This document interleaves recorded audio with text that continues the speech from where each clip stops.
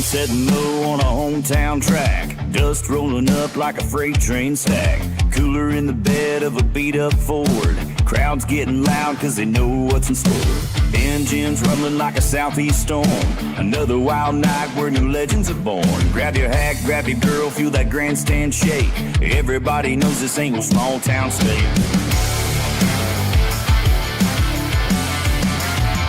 Cause we're full throttle Thursday night at under big bright lights, rubbing doors, riding high, leaning hard through every fight. From the backstretch to turn 4, fans holler for more and more. Ain't nothing beats that heartbeat racing. Yeah, this is iNRS racing.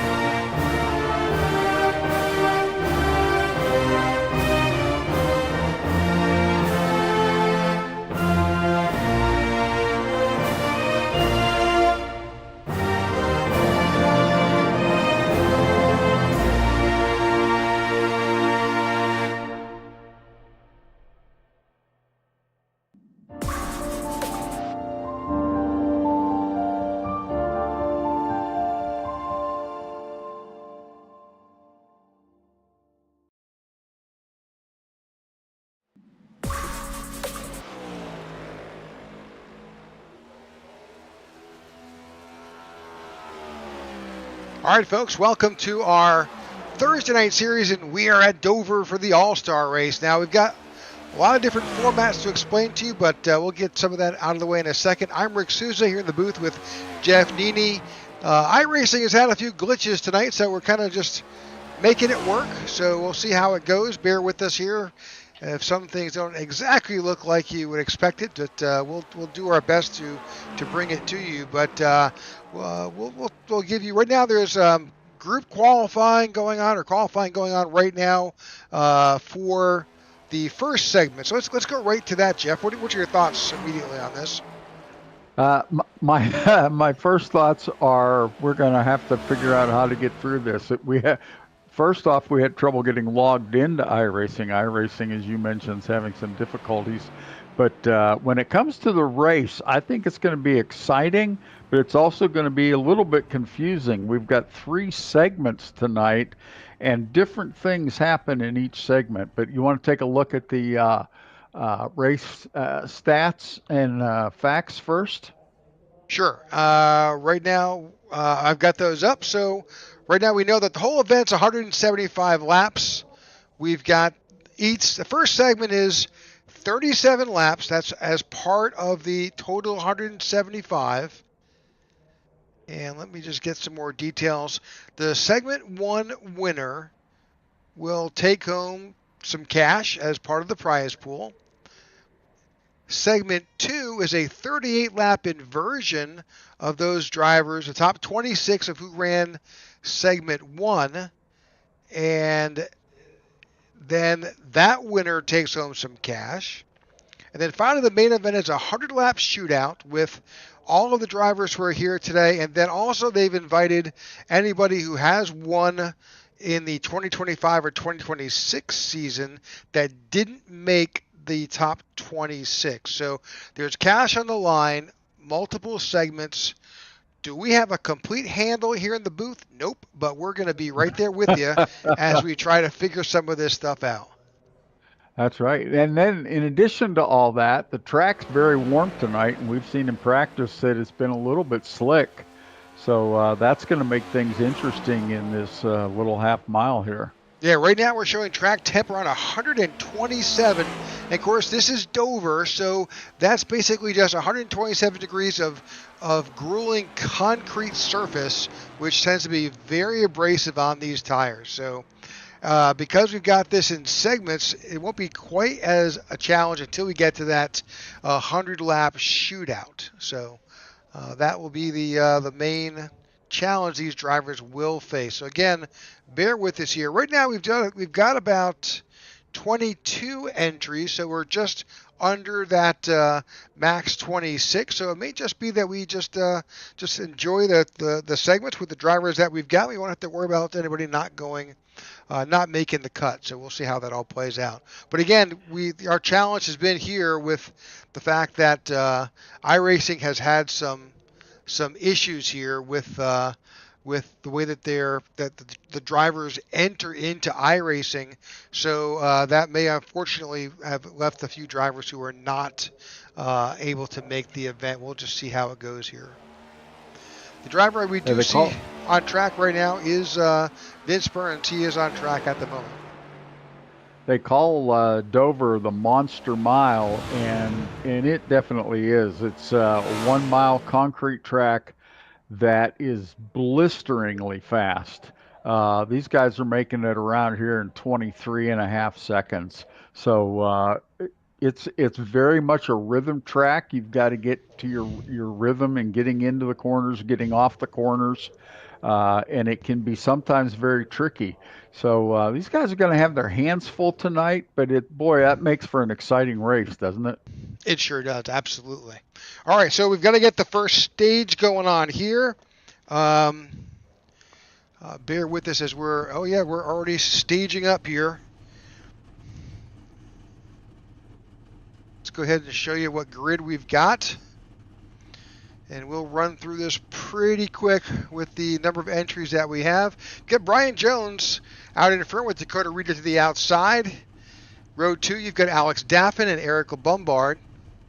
Row 3, you've got Matt Parasini and Paul Irvin. Row 4, you have Jake Musso and Lucas Gortman. Row 5 is Corey Ennis and Steve Tucker. Row 6 is Joe Torres and Jeff Ramsdell. Row 8 is Keenan Shoddy. Row 7 is Keenan Shoddy and Grady Gherkin. I was kind of rushing. Row 8 is Tony Japs and Scott Thomas. And I think the row 9 is Shane Trotter and Austin Walton. Vince Burns and Gary Wells in row 10. Row 11 is Brennan McKee and Tyler Lem. I think that is all. That is the end of our entries tonight. Here we go. There's the field. So, all right. So we've got 37 laps. There is a stage at lap 17. No, there is no stage. There is no stage. There's no stage. I don't think there's a stage tonight. There is no stage. If you think there's a stage, there's not. There's no stage. We thought we had in there as a stage. That stage was irrelevant. There is just 37 laps. This is segment 1, which could be considered a stage, but there's not. Yes. Race car is off, and the cars roll off of pit road, start their parade lap, and then we will be going green here very, very shortly. 22 cars in this first event. We'll see how that all plays out.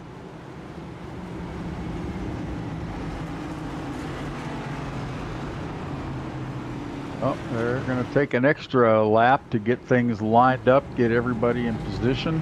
Which gives us in the booth a little bit extra time, because what we're talking about here, keys to this race, well, not so much here in these earlier segments, but definitely tire management and pit strategy are going to be pretty critical tonight. Yeah, in that third segment especially, when they get into that 100-lap shootout, tires are going to be really critical. And then when do you pit? Do you pit early? Do you pit late? You know, how do handle it on fuel?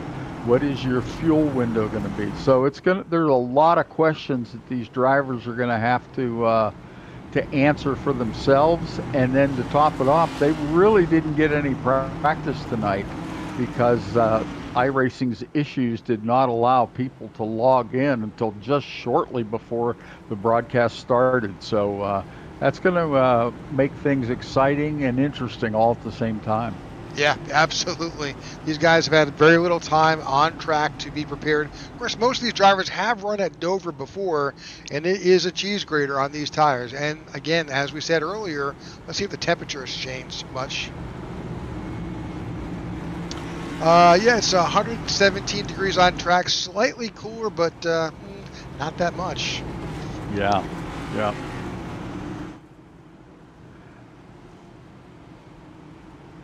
Lights are off on the pace car now. Should be going green here. Yeah, this is Brian Jones. He's got of course, at the start of the race or segment, you really go on the flagman. You have to wait till that flag waves, but after cautions, it's on that car that's out there in front leading. So, all right, we're about to get the iNRS All-Star race underway. And the green flag waves. There we go. Good start by Dakota Reeder, our pole sitter, but boy, they got a jump on the outside. Yeah, we're 3 there. wide. Wow. Oh, and the caution flies already. I'm not really what sure what jump by Alec Daffin. I think something happened to Grady Gherkin there. Let's take a quick look and see if we can see something.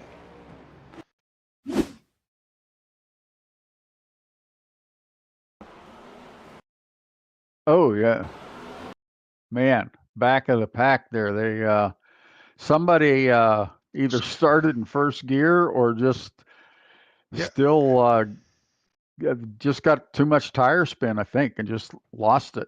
Yeah, look at that. 2, 4, 6, 8, 10.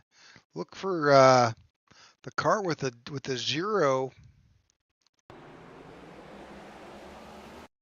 Goes right in the wall. Of course, that backed up everybody, and gosh, everybody went around. 46, 42, 55 of Vince Burns winds up getting wrecked there. So there's a lot going on. All right, well, a relatively inauspicious beginning.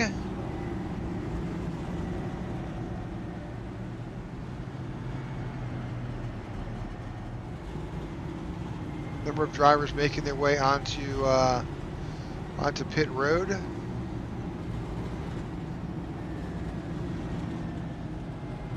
Yeah, the race control just said several black flags were issued for people jumping the start. So that may have played into that calamity that we witnessed as well. Yep. So I just realized who was the 0. So on the car, it's 0, but in the NASCAR tower, it's 21 for Steve Tucker. Okay.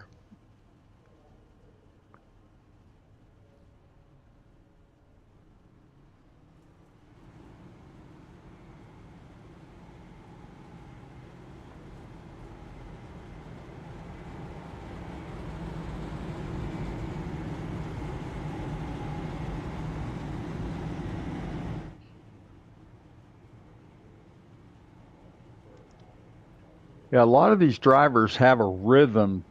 They have a certain way that they handle practice. They have a certain strategy when they qualify, and then that leads into the start of the race. When you short circuit that, it has an impact. Maybe not a large impact, but it definitely has an impact on the way drivers think, the way they act, the way they react. And I think it's going to be a little bit before we get settled down. Yeah, absolutely. Well, we'll just restack this event. We'll get it figured back out again. Lights are off on our pace car. We'll get this back underway. Again, as you mentioned, it's super easy. It's a hot track. These are cold tires, and getting out there and just stomping on the on your gas pedals just going to spin your tires. Yeah, and the way this, you can see that the way this is the back stretch, but the front stretch is the same. There's still banking on that straightaway, and when your tires break loose, the back end of the car is going to go downhill in a hurry, and that's what we saw a little bit earlier with that 0 car or the 21. All right, looks like we're about to get up underway here as the cars come out of turn 4 and enter the Echo Park restart zone. And Alex Daffin out in front in the 80. Well, his number's not matching. We're going to, because we're in a hosted session, I think we're going to have number issues all night long. We'll figure it out. So the tower may not be correct, but heck, we'll do our best to let you know. Right now, Alex Daffin out in front. Yes, the car is labeled with an 84.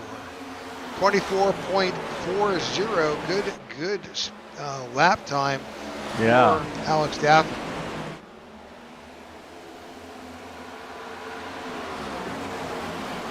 Well, he got a great.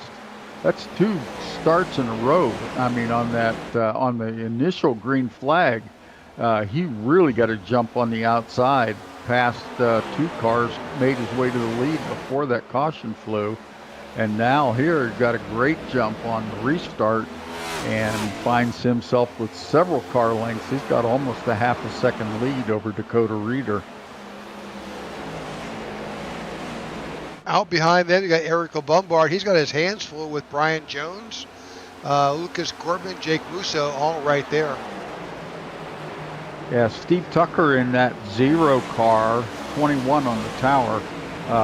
We saw he was the one that was affected right there early on that on the start of the race. He's having trouble. He has fallen way back and is getting behind further and further. He's about 4 seconds behind right now. Oh yeah. He's comes into the pits and loses it. A little hot. He's going to get a black flag. Yeah, black flag flew for Steve Tucker as he makes his way onto pit road at nearly race speed.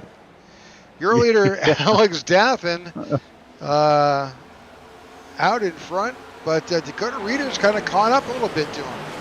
Yeah, he's trying his best to reel him in there.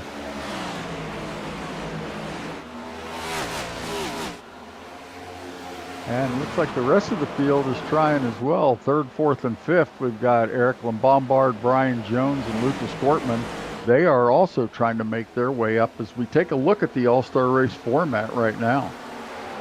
Now, again, as we mentioned earlier, they got the segment 1, which we're in right now, 37-lap sprint. Then we got the inversion, and then the shootout.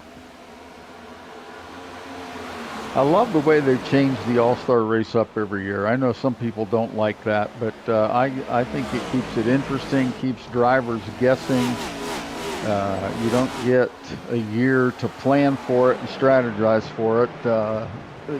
Find out what it is not too long before the race, and then have to make that format work as best they can. And the caution is out again on lap 12. So Joe Torres had a little bit of an incident. See some pretty major front end damage on the 3. But he seems to get it going. We're going to see if we can see anything on that right side. No, he looks good. So he's going to make his way to the pits. Right now we've got Scott Thomas and Steve Tucker both in there for extended pit stops.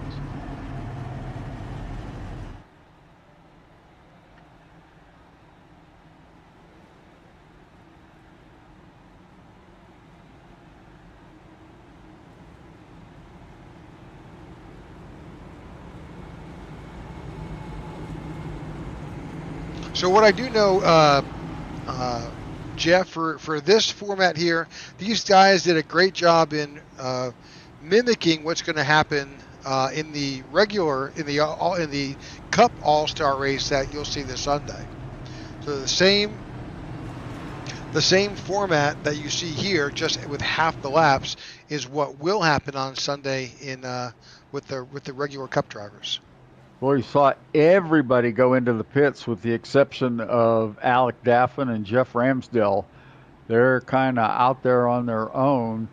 14 laps right now on their tires, but probably at least 5 or 6 of those have been run under caution. So not too big of a disadvantage, but I think everybody else just decided, you know what? Let's go in and get tires and see if that helps us catch up.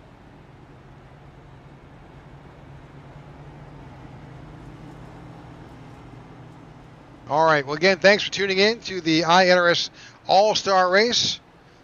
Kind of like it's really if you follow it, we can keep you up to speed here. It's exactly what you will see on Sunday in the regular Cup Series All-Star Race, except we don't have the pit crew challenge. That was not, we don't have that.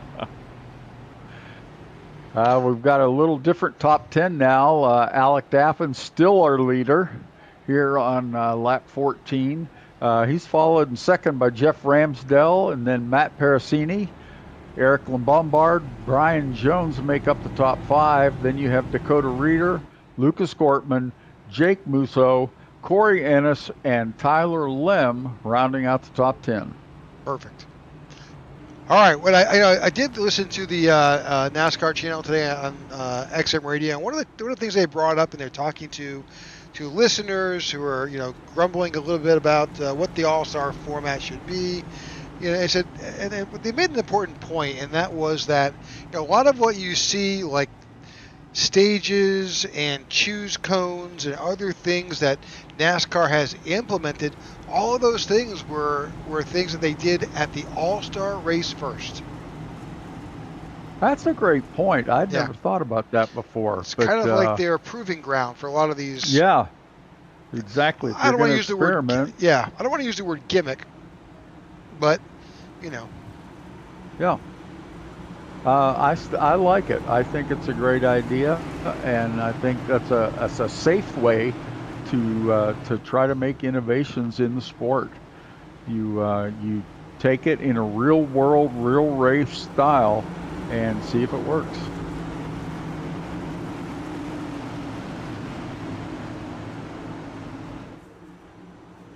All right, pace cars dropped off and into the restart zone, and Alex Daffin, already car in the wall.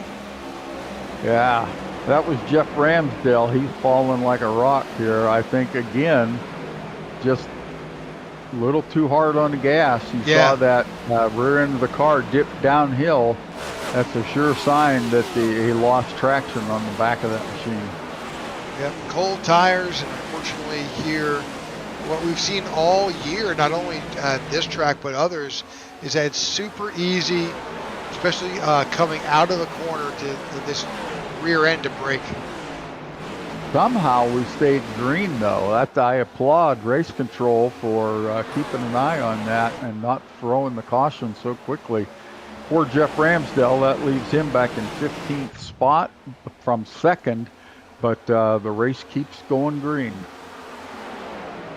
All right, Alex Daffin out in front. Matt Parasini has tucked up underneath him, and Eric Lombard's on the prowl. Matt Parasini just laid down a pretty good lap, a 23:42. I think that's the fastest lap so far. Yeah, it is. That's a great lap. Full tenth better than Alec Daffin's best lap. So it's a mile track, and you don't think aero plays a role, but it actually does on this track. There's a little bit of aero. Yeah, I think when you're going this fast on this much banking and the corners are tight, the straightaway's short, you need every little bit that you can find to help you. And aero is one of those. All right, looking here, you Great can see. car look. Yeah, you can really see just how fast these straightaways are. Almost 175 miles an hour at the end of these drag strips. And they don't slow down a lot. You'll see they'll dip down to 140 or so in the corners, but man, that's still rocking it pretty fast.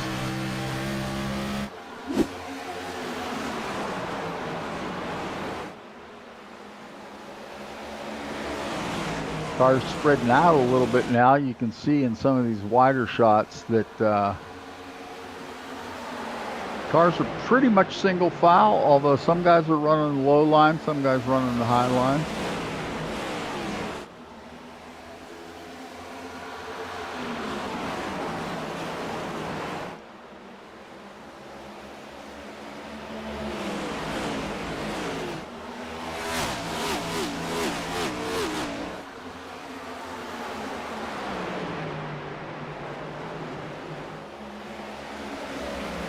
Go on board. Eric Lombard has now taken over the lead, or maybe takes the lead. He's battling door to door with Alex Daffin here. They've got a good battle at the front. Side by side, wheel to wheel here. These two drivers battling 40 XLI versus WLT2.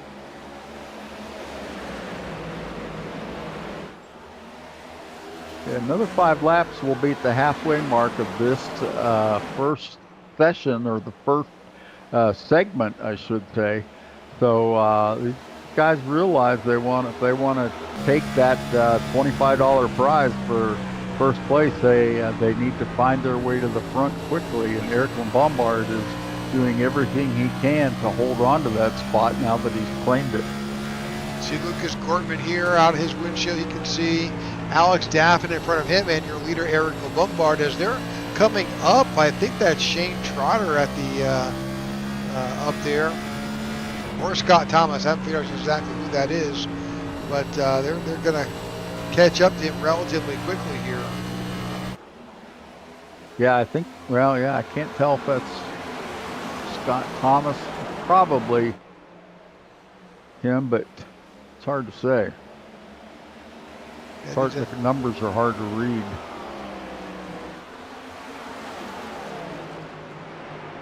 Yeah, that is Scott Thomas. That's a 79 up there.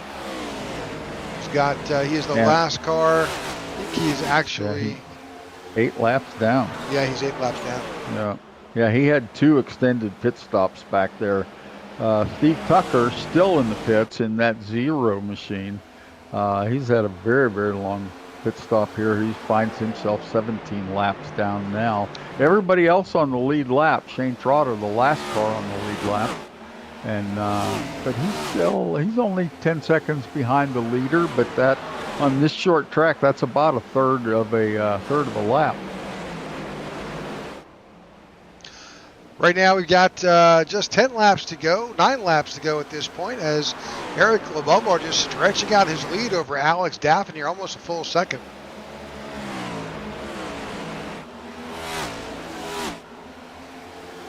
That's some real. Yeah, we really got to give a shout out. What's that? So really, a couple of folks really pulling for Grady Gerken here, but he's going to really need that shake and bake because he's back here in 18th. He needs all the help he can get. Yeah, for sure. I was going to say we need to give a shout out to the guys that run this league and race control for being able to switch on the fly and create a hosted session.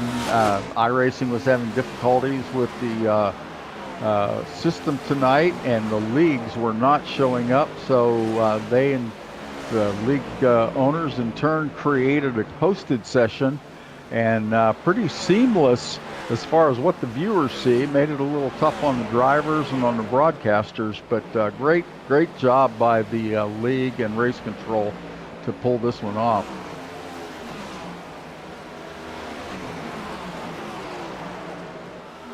Six to go now.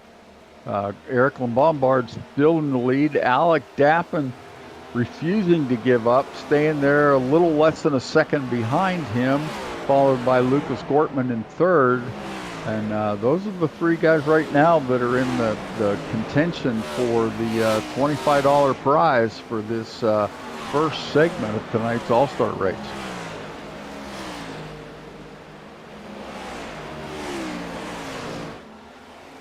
All right, just a few laps to go here as this segment winds down.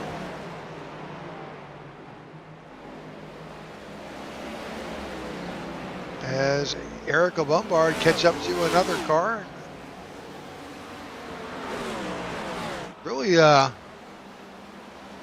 they've got a full second over Alex Daffin here, really stretching out his lead. Yeah, he's consistently running lap times that are, a half a second to a second faster. Last lap, or excuse me, half a tenth to a tenth faster. Last lap, he was a full tenth faster than Alex Daffin in second.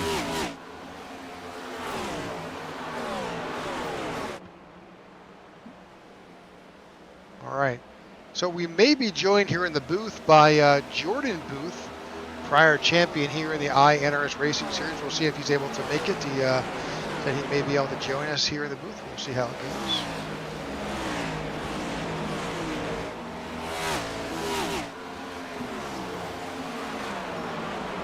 Another former driver who competes occasionally in this league.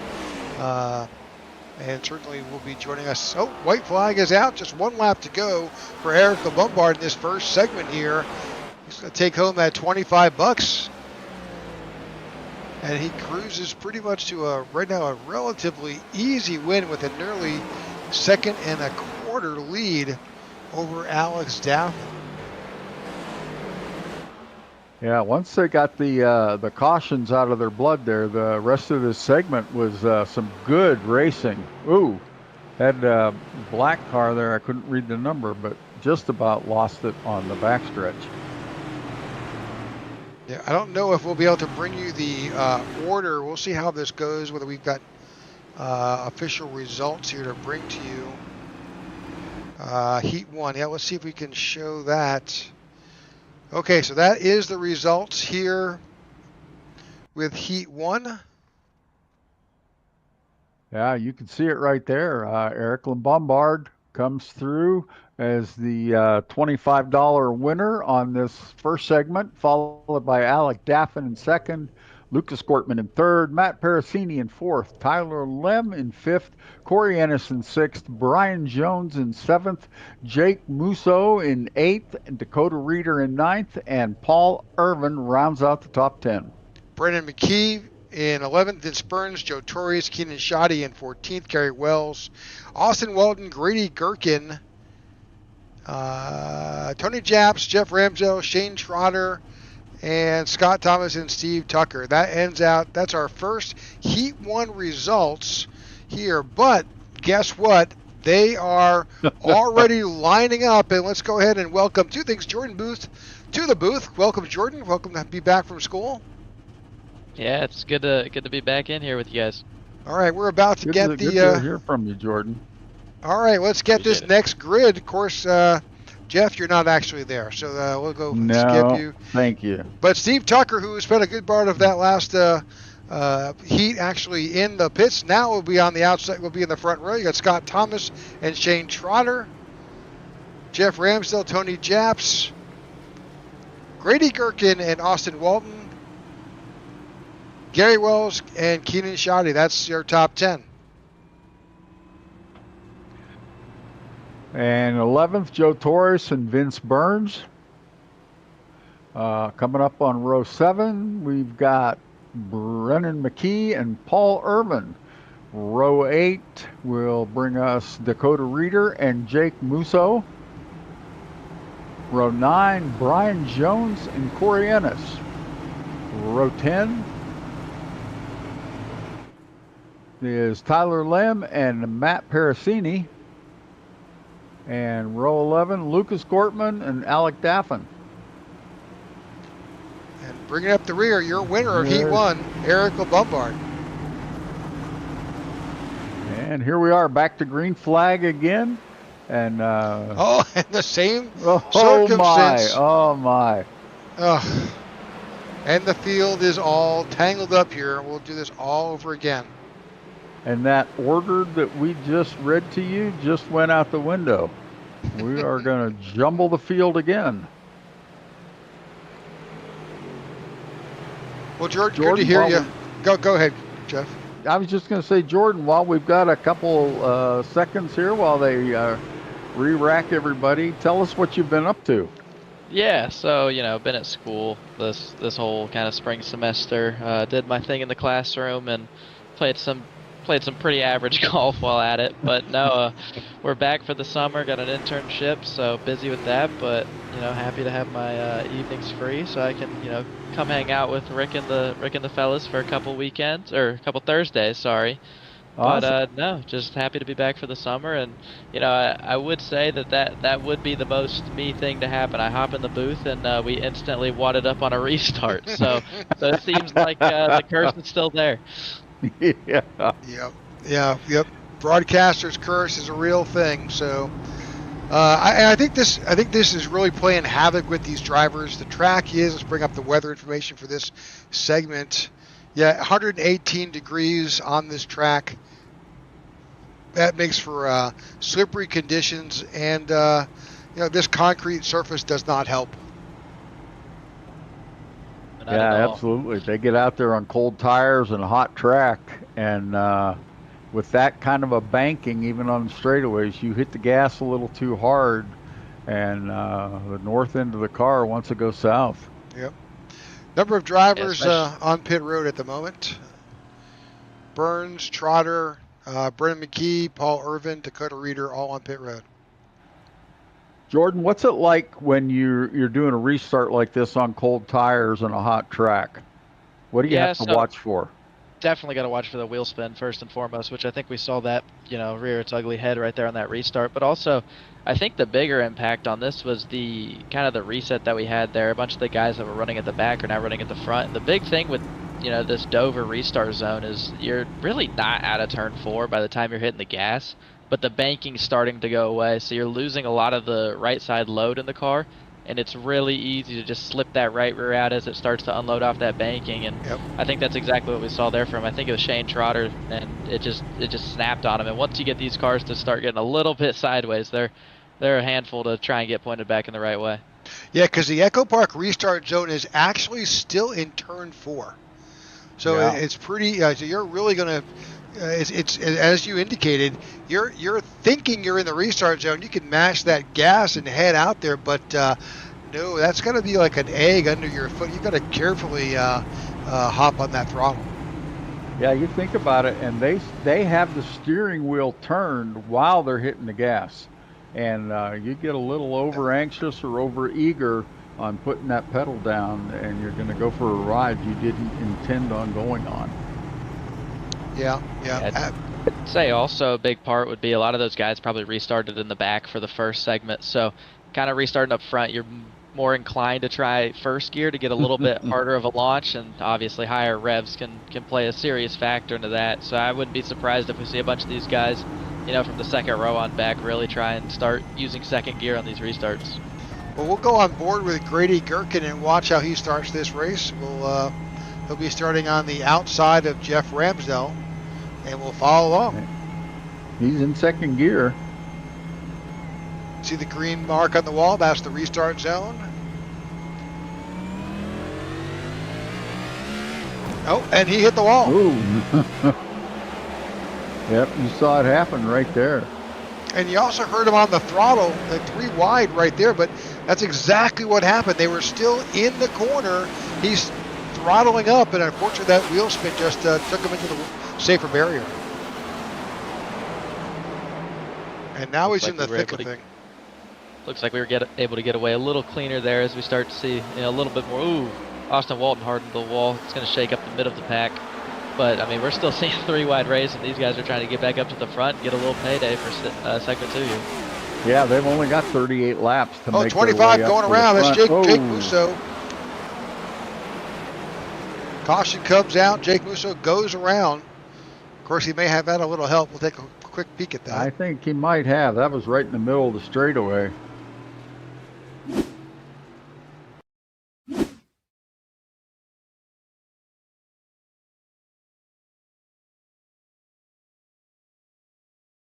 So far, no Judging contact. from but, radio chatter, he had some sort of help. Yeah, it looks like Yeah, Eric. there it is. Yeah, it looks like the 58 of LeBombard may have caught that left rear quarter.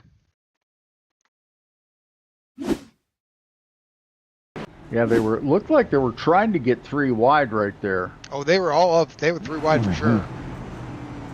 And that makes it even tougher because you have no room to maneuver. 3 wide is your door to door pretty much, and then trying to do that in a corner is really, really tough. Well, it's in it. Go ahead, Jim.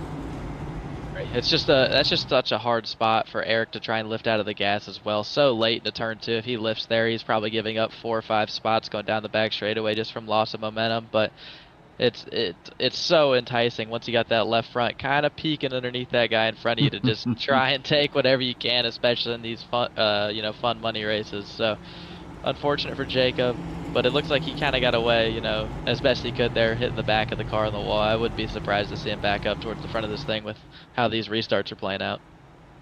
Absolutely. Number of drivers on pit road: Trotter, Gherkin, Walton, Wells, Burns, and Musso, all on pit road. As this caution stretches out here. Don't think he had too much damage. Didn't look like much, but unfortunately just start back at the tail end of the field here. Yeah, he's staying in there right now. Looks like trying to get some of that damage repaired. He's up to about a 30-second pit stop, still climbing. Just to remind you, we are now in segment 2 here. It's a 38-lap inversion race. Everyone who is in segment 1 starts in the reverse order, and winner takes home $50. So there's a lot of money on the line here in this stage in this segment. Yeah. Big money available in this race. Total purse of $125. That's really, really good for an iRacing event. And so these guys are going to be hungry tonight. Everybody's going to be chomping at the bit to get up front, especially in the third segment. So we've got Steve Tucker and Jeff Ramsell. Jeff Ramsell is the control car on this restart.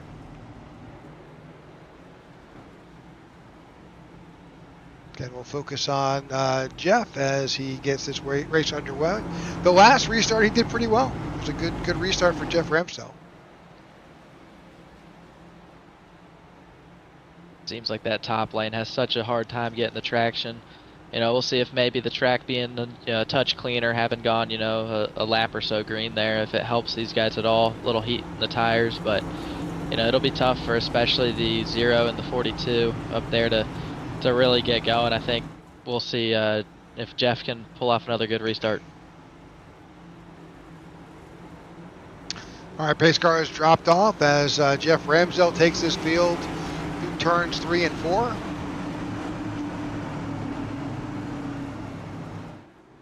And he takes off. Oh, good jump. Good jump.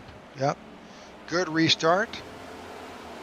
I think the the restart bug has bitten these drivers enough. They're just being a little bit more cautious on the restart, which is to their benefit.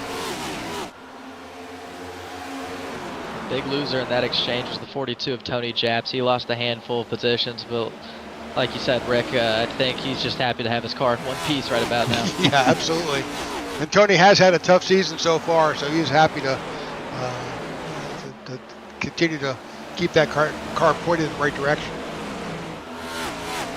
A little 2-wide action here right there with the 3 of Joe Torres there with the Brian Jones to the outside, with Lucas Gortman just sitting there right behind him. When I see Lucas Gortman there right behind him, all I hear is this.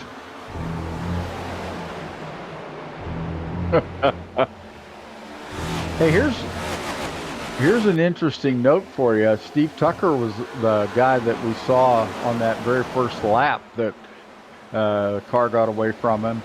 And now he finds himself running in second spot, and he's got the fastest lap of the race at 23.3. And he ran the fastest lap 2 laps in a row, beat his own time on this last lap. So pretty good run there by Steve Tucker. Got that car working well again. Yeah, he's a good driver. Just has not had the luck in the regular season races, but hey, could turn around right here in the All-Star race.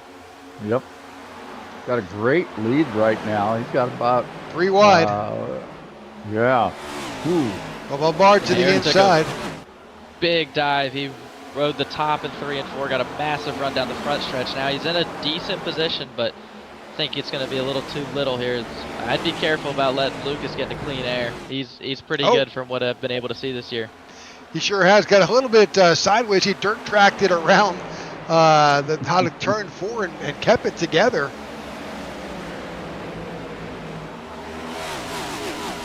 Now you see, you got 4 cars in there. He's I think he's a little bit out of shape there.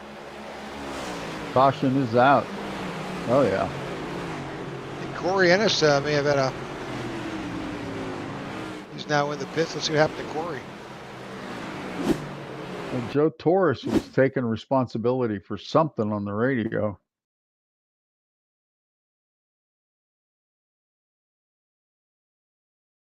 He just got loose by himself there, but it's usually he came back up the track. Oh yeah.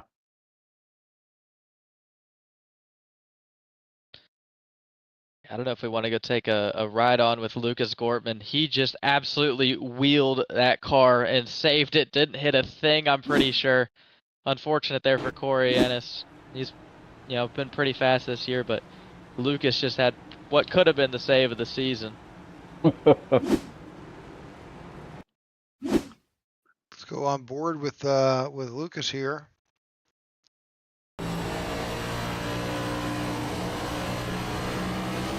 Maybe the lap before this. Well, no, it was this lap. Look at him. Wow. That is some driving right there from Lucas to keep that car pointed in the right direction and not hit anything. That is impressive. Yeah, if you didn't really understand just what happened there, let's drop it back and get you a different angle here. We're watching that light blue car in the middle there.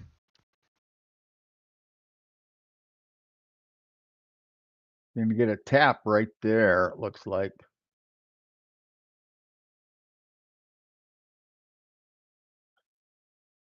He's drifting. Man. Yeah, just great control. That's great racecraft right there. Good eyes, Jordan. Spot that like that.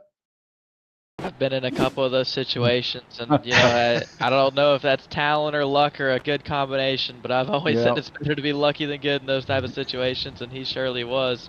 But now he stayed out, gonna get this caution to cool those tires back down, but now he's gonna have that clean air, and we'll see if he can kind of drive away. Yeah, about 20 laps remaining in this second segment. But him staying out here has. And he's not the only one. Both he and Keenan Shoddy will be to his outside. Both stayed out. They will have everybody behind them with fresh tires, which could be a bit scary on this restart. I was going to say, that's they definitely are on the short end of the stick when it comes to tire advantage now. Those guys are going to be sitting ducks out there, I'm afraid. They've got to be gentle on the restart, but took the words right out of my mouth there. I think the 45 here of Keenan Shoddy is going to be at a very big disadvantage. Starting on the top with old tires, got to have to make sure that the 58 and the 4 behind him don't run him over here with those fresh tires. But I think that the big losers here are going to be everybody on that top row behind him. Going to be so hard to get traction. Yeah, he's going to really take it easy, but you're right. That's great perspective. Let's see if the 58 car goes high, tries to get around him. That's a challenge with this track. There's just not a lot of room. Yeah. All right, good restart. Smart move the way he played it. Yeah, these guys realize they still have 20 laps to go. They still have plenty of time to take advantage with those fresher tires. I don't think Eric Bombard got that memo. He is pretty sure he's gonna work his way around Steve Tucker somehow. Oh, door to door with Keenan Shoddy there. Boy, Lucas Gortman loves seeing all this. He's just getting out to a half-second lead out there while everybody else is fighting for position. Oh, 3 of Joe Torres got super loose, but he held it together.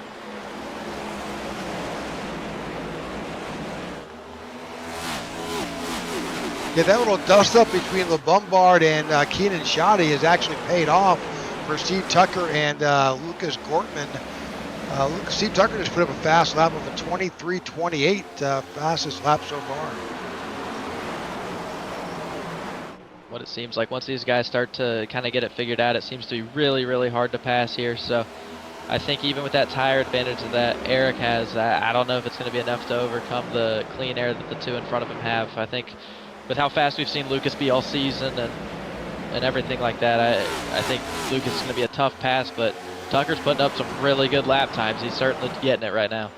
Yeah, he is. And Eric Lombard and Ken Sade aren't giving up, though. They just both ran their fastest lap of the race on that last lap. So they're pedaling pretty hard to get back up there. Yeah, Tucker and LeBombard both pitted that on lap 16, so they've got fresh tires.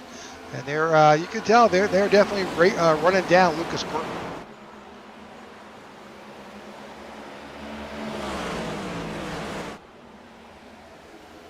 Keenan Shoddy has slipped back now. He's down in 4th position, but Lucas Gortman is making a run for it. Yeah, but I think he's writing's on the wall behind him. Both those guys are running him down. Keenan just got a little bit loose that last lap and ran up into the safer barrier there. That's going to slow him down. But we've got 14 laps to go in this segment. And these 2 drivers are doing everything they can to catch up to Lucas Gortman. Tucker's in a really tough position here where he wants to be able to run a different lane, get a little bit more clean air on that nose, but with Eric being right there, it's almost just, more disastrous if he decides to go up a lane and give Eric that bottom with a little cleaner air. So Tucker's going to have some work to do here to try and get a little bit more space between himself and Eric, and so that way he can try and mount a charge on Lucas, because riding right behind somebody is just going to kill any momentum you think you might be able to get down these straightaways.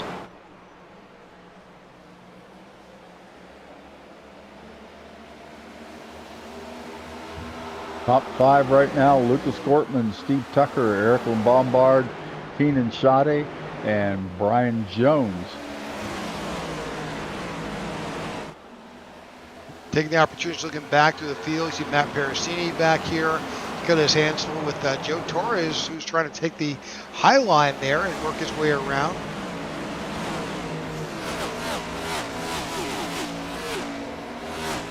Got a little further back in the field, though, the guys running 2 wide, 3 wide back there, having a little battle going on. See right there, that's Matt Parasini under the 3 of Joe Torres. He's got Tyler Lem just in front of them. Further on back, you got Grady Gerken trying to make his way back up. Tony Japs in the back. 13th right now. He's got Jeff Ramsdell there. Jeff is falling back to 14th there. Scott Thomas back there in 16th. Dakota Reeder farther back, currently in 18th. And Austin Walton back there in 20th. Well, we've been kind of cycling back through the field right now. Eric just managed to get around Steve Tucker for second. Now he's going to set his sights on set his sights on Lucas Gortman. That last lap, Gortman was a touch faster, but Eric was getting around another car, so we'll have to see what he can do now with a little cleaner air, see if he can mount a charge up to Lucas. Yep, last laps are posted in our tower. You see that Lucas Gortman did a 24:157, LeBombard 24:115. Been noticing Eric starting to toy around with running a little higher in 3 and 4s. We see him do it again, trying to get any sort of clean air. Gonna try and cut it back down through 4, get a nice straight exit, get right up next to that wall, maybe graze it a touch, but he's getting good momentum down these straightaways right now. Yeah, he shaved a 10th off the gap on that last lap, so he's charging forward as fast as he can pedal. You're on board with Erica Bombard now. She tries to catch up. Just 7 laps to go here in this segment. laps pass, they go pretty quickly here at Dover. See Lucas go up a little higher there in 1 and 2 than we've seen in the past, trying to get a little bit of defensive line going. Not quite able to do it 3 and 4. 3 and 4 has been Eric's money corner. Just ripping the fence, getting a nice drive down front stretch.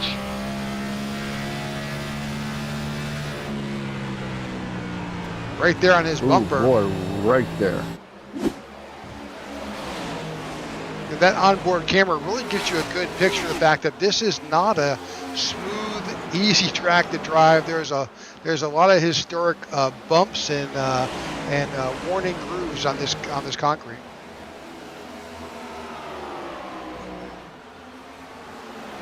Seeing Lucas start to go really defensive. Probably driving up more out of his mirror than out of his windshield right about now. We're going to try to run the exact lines that Eric is, and he's doing a really, really good job in 1 and 2 of this especially. Whoa, boy, he got a run on him there.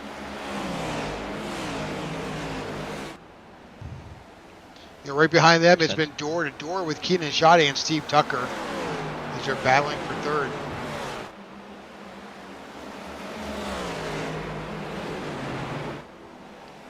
These guys have been battling all season long. Currently in the standings, you can see Eric Lombard just on top and Lucas Gortman just 3 points behind. Jordan Wenzel just 9 points behind. It's just a tight battle with those 3 drivers. You see, just left the bottom open just a touch. Oh, big hit into the wall. I don't know if Eric got into his left rear there and pushed him up the track. Getting real race here coming to the white flag.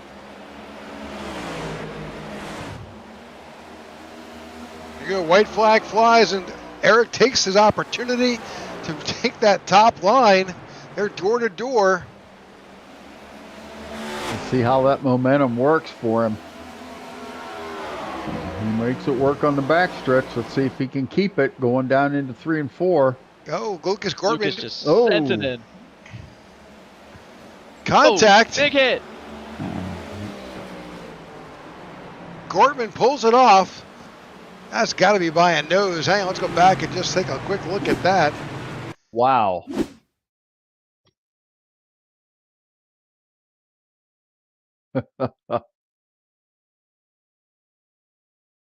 On the backstretch. Oh, come on. Oh, well, sorry, folks. We've all right, so I just wanted to bring that to you. We have now gone to our regular, let's just show us our results here. I will tell you this, Lucas Gortman and Eric Lombard were not as thrilled with that last lap as we were. They had a little disagreement going on the radio there. But yeah, there you see the finishing for that second segment. Lucas Gortman in first, Eric Lombard second, Steve Tucker third, Brian Jones in fourth, Alec Daffin in fifth, Paul Irvin in sixth, Tyler Lem in seventh, Matt Parasini eighth, Joe Torres ninth, and Keenan Shoddy in 10th. Grady Gherkin finishes in 11th with Vince Burns, Jeff Ramsdale, Jake Musso, Gary Wells, Tony Japs, Dakota Reeder, Scott Thomas, Austin Walton, Shane Trotter, and I think that was it. All right, I can't advance, so I'm guessing that's got to be it. Lucas Gortman won about everything else in that segment, though. The hard charger, most laps led, fast lap, and coming from the pole position. So, man, great racing so far. It's been exciting. We've seen a lot of battles going on. You see Miles the Monster there. What a racetrack. It's a fun track to watch a race, too. It's amazing facility. So just quickly, we got about a 5-minute warm-up here with about just about 3 or so minutes left. And as the countdown shows on the top banner. But again, Eric Lombard, Lucas Gortman, Jordan Wenzel, a combined total of 9 wins. Add in 10th for Jacob Musso. Those guys have really dominated this season. And most importantly, look over at the stage points. Eric Lombard has put up 60 points. Lucas Gortman, 64 points in stage points. Wow. Don't forget You know, about it's funny Corey you there, look. up at 50 Go points, ahead. stage points as well. I think, Corianis, yeah. you know, he might not get the Yeah. finishes that he deserves week in and week out, but those stage points keeping him nice and tight in that contention for that top 6 for the where you kind of have to be in the chase if you want a chance at it. Yeah, absolutely. Yep. So that's your right now. We have the cut line showing right there at the top 16, which will be the cut for the chase. But still, you can see the differentiator certainly is stage points between LeBombard, Gortman, Wenzel, Grady Gherkin with 29, Jacob Uso 35 points, and Corey Ennis obviously with 50.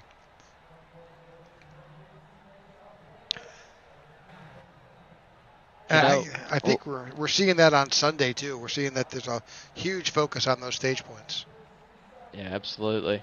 You know, Rick, I think after last season, I ran this race and fortunately it was, you know, good enough to win it. And I think I may or may not have made the comment that Dover would make a better, you know, lake or something around there instead of a racetrack. And, you know, after sitting in here with you guys in the booth for that segment, I may have to retract that statement. Yeah, I mean, this is a very fickle track. Some drivers love it, some drivers hate it. I've always liked this track. I don't know why. It's over the years, it's just it can be exciting for sure, especially in these short segments. That's for sure. Absolutely. I think that ending of that stage showed it. We had, you know, with on the white flag lap or the lap before the white flag, sorry. You know, we had Eric, you know, maybe use up Gortman getting off of 2, put him in the fence a little. And then we saw there in 4, Gortman absolutely sent it off in there. And what a wheel job to keep that thing pointed straight enough-ish after big contact with Eric in the wall to win it. I mean, I think it was 1,000th of a second was the differentiator Yeah, there. I mean, yeah. it doesn't get much better than that here at Dover. No, absolutely not. And certainly, this is one of those tracks where if you're on the inside, you can really use your competitor on the high line to be your, he can keep you pointed in the right direction. That gives new meaning to the term soft wall. That outside car becomes a very soft wall for you and keeps you from sliding into the harder soft wall. All right, 0.001 differentiator right there. So. Wow. Yep. All right, so just a couple seconds left before we'll start this off again for our feature. I don't know if 5 minutes was long enough time for Gortman and Lombard to cool off their heads. I would not be surprised here if on these first opening laps if things may or may not get a little bit physical up at the front between those two. Yeah, I think they will be starting side by side here on this restart, so that's going to make it very interesting. It'll give us something to look forward to as we get into this third section of the race tonight, third segment. Oh, yeah, absolutely. All right, let's go ahead and bring you our grid for the final segment, 100 laps here at Dover. Take it away. Jordan, give us the first 10 drivers. Yeah, so obviously the stars of the show tonight, we got Lucas Gortman and Eric Lombard going to start on the first row here. Behind them, Steve Tucker, who's been mighty quick tonight, as well with Brian Jones there on his outside. Then we got Alec Daffin and Paul Irvin in row 3. In row 4, we have Tyler Lem and Matt Parasini. And in row 5, we have Joe Torres with Keenan Sade on his outside. Go ahead, Jeff. And you see him coming up there, row 6, position 11, Grady Gherkin alongside Vince Burns. And we've got row 7 with Jeff Ramsdell and Jake Musso. Row 8 finds Gary Wells and Tony Japs alongside each other. Coming up to row 9, Dakota Reeder and Scott Thomas. Row 10, we've got Austin Walton and Shane Trotter.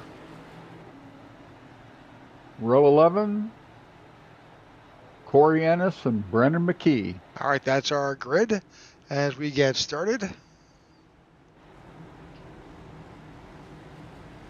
with this longer segment, I'd keep my eye on a guy starting all the way at the back, Corey Ennis. He works really hard on saving those tires throughout the run, and with this going to be the longest segment that we have tonight, I wouldn't be surprised if he can weasel his way back up there and give himself a shot here at the feature. I think he's back there. It's not a bad place to be at the back of this field. He can keep himself out of trouble.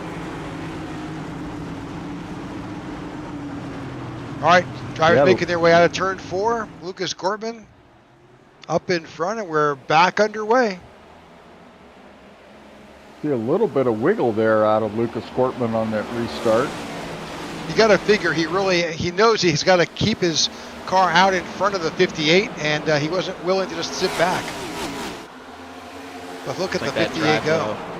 That was a really good restart for the 58, helping that restart was on the flagman. No advantage to Lucas Corbin starting there on the bottom, as now Eric Lombard will finally get to taste that clean air again after being so long without it and see what he can do here. Yeah, Brian Jones making a big move on the outside,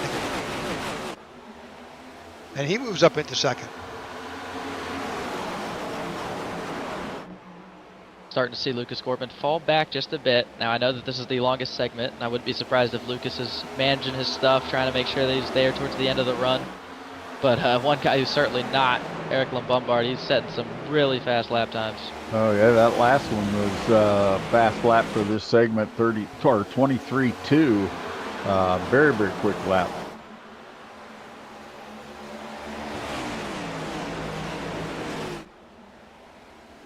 Up in front, Eric Lombard, clean air as his field stretches out. Really single file at this point.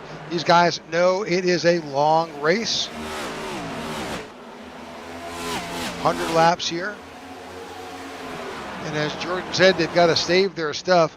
We really haven't figured out, with this segment, with this moving to the hosted sessions, we don't have our telemetry information as to how many laps per and what the percentage of fuel was. If we go by what we typically expect, let's just do some ciphering here.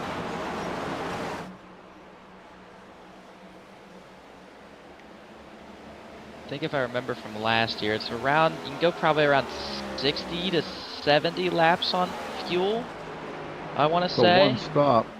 Everybody's got to make one stop. Yeah, I think you're right on. Our calculations say somewhere between 65 and 70 laps.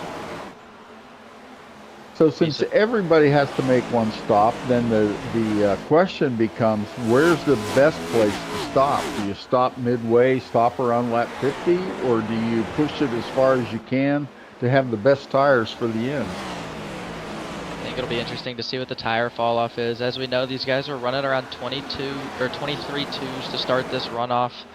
And now, I mean, Eric's last lap was a 23.5. We'll see what it updates to at the line, but I think it's going to all determine on fall off. If you get to around lap 40 and you start to hit a cliff, I mean, that lap was a 23.7, so there's another 2/10. Oh boy. Have to see what the fall off over the course of these first about 20 to 30 laps is. And I think if we see some drastic fall off like we're seeing so far, I'd be hard pressed to see anybody push it past lap 55. Yeah, especially with this surface and the fact that, let's see where the current weather, if it's mitigated at all. It's a little bit less, 108, but it's still a hot track. Yeah. Yeah, you can see the lap times falling off.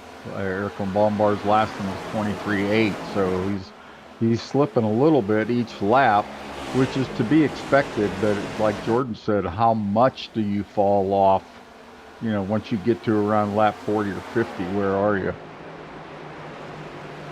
Brian Jones had a little bit of contact with the safer barrier there, but you're right. It's from what I see, what y'all are seeing is that these drivers are being conservative. They know that these tires that are already falling off. They're just protecting their stuff, because towards that latter, once they get past 25 and 30 laps, it's going to be like ice skating on this track. Yeah, it'll be interesting. Sorry, go ahead, Jordan.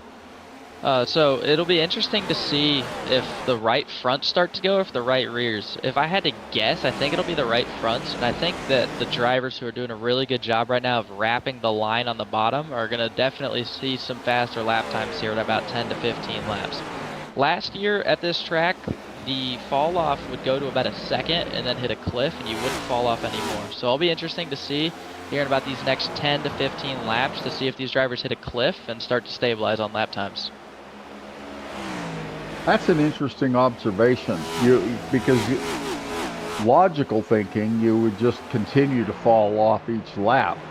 But what you're saying is that they get to a certain point and then they just kind of hold steady for a while. Yeah, we saw that last year, but obviously iRacing has updated a lot in these cars since last year, so we'll have to see. But I mean, as we see kind of what Eric's line is, he seems to enter it in pretty low and then drift up maybe a lane, and then he arcs it back down. So that's really going to tear up that right front if he's not careful. Meanwhile, a driver kind of like Brian Jones right behind him doing a little bit better job of wrapping the bottom. So it'll be interesting to see if those two start to kind of flip-flop on who's faster.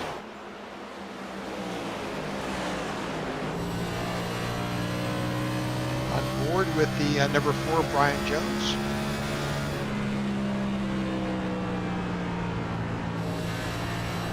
In addition to everything else, you can see what a lead Eric Lombard has over him. Yeah, I think it's all kind of relative, though. You know, at this point, he's super. You saw before when they were in those different segments. You know, they were 140, 148. You know, through the corners. Here, watch. You know, he's backing off now. 120, 125. Oh yeah. Definitely babying the car through it and saving his stuff. You know, the more speed, the harder you enter that corner, and then the more throttle you give to come out of it, that's going to increase your tire wear.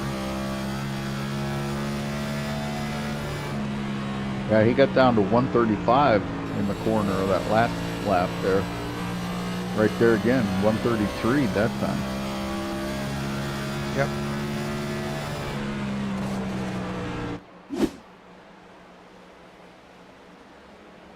All we're these 17 drivers. laps into this run right now, and currently Eric Lombard is still running 23.9. So is Brian Jones, and then everybody behind them is in the 24-second bracket. So it seems like that fall off is really localized to about those first 5 to 10 laps, and then it sort of seems to taper off, kind of like I was saying earlier with kind of hitting a cliff. Granted, we are only on lap 18, so it'll be interesting to see what it gets to around lap 40, but right now it seems like that cliff is sort of in effect, and everybody just kind of got what they got for now. What'll be interesting is to see how long that level run stays. Yeah, right now there's a full second between Lombard and Jones, and it's really just spread out. If you go back to Alex Daffin, he's got a little bit of competition with Steve Tucker there on his bumper.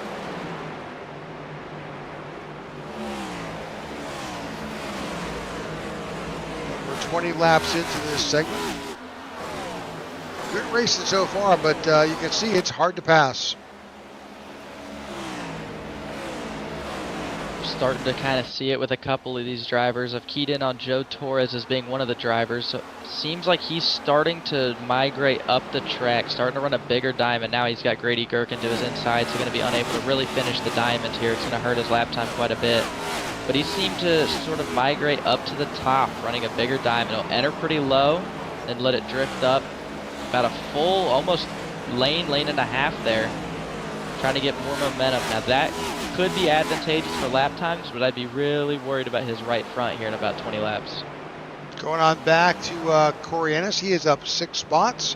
Now finds himself in 15th. For the 25 of Jake Musso just in front of him.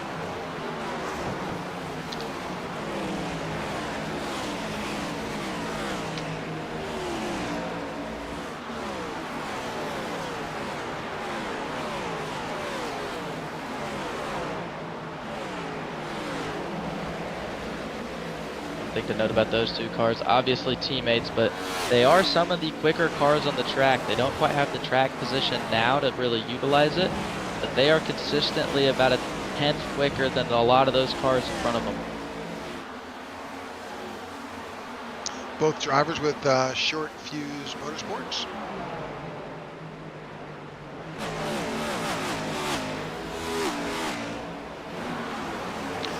Back up front, Erica Bombard continues to stretch out his lead now over a second and a half almost over Brian Jones. And then really, once we get past Brian Jones, Alex Daffin was 2 seconds back, and then Steve Tucker another second back. So, but Tucker's got his hands full.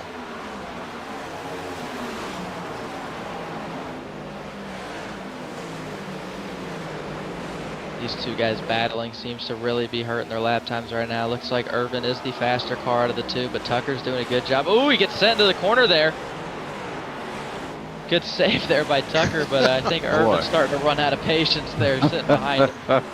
Yep, yeah, and Lucas Gortman sitting right there behind him, watched this all happen through his windshield, figuring what's happening with these two guys in front, and how do I stay out of it? Yeah, that's not the spot you want to be in, right in the middle of a couple guys that are getting tangled up. That does not have a good ending. 27 laps complete here at Dover. We thank you all for tuning in to the iNRS All-Star race here at Dover Motor Speedway, Monster Mile. Appreciate you tuning in to the IWM broadcast tonight. As we're about to enter NASCAR's All-Star Weekend in Dover. First time I think I've seen it in Dover. Is it the first time ever in Dover? I believe so. It's the first time since I've been watching it, I know that.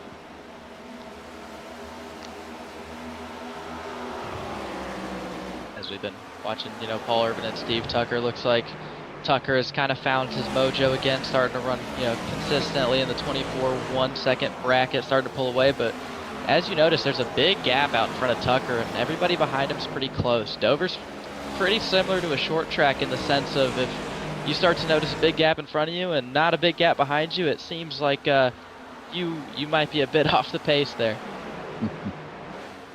Peek back, just behind Joe Torres, you got Dakota Reeder side by side. I think that was Jeff Ramsdell. Gets around Ramsdell, and then you've got Jake Musso trying to get around Ramsdell as well.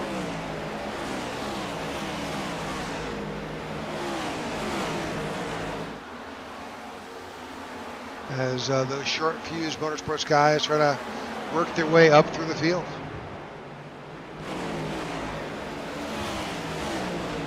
Well, 31 laps complete here as we are beginning to watch the 58 begin to run down Vince Burns here.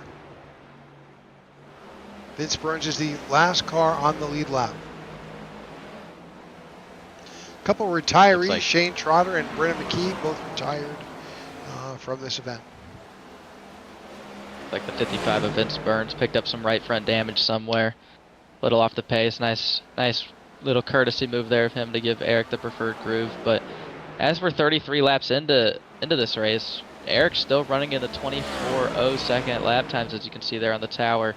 He's consistently been the fastest or the second fastest car on the track, and it seems like we've really established the plateau is about 0.8 of fall off if you can really manage your stuff well. You can see from the fastest 5 last laps, Erica Bombard just barely getting beaten out by Matt Pericini, and just like that, the tower changes, and Corey Ennis is right there, 24.08. So Corey Ennis continues to find ways to be successful here and working his way up through the field. Yeah, he is. He's made good progress moving forward, up to 12th spot right now, and just continues to climb.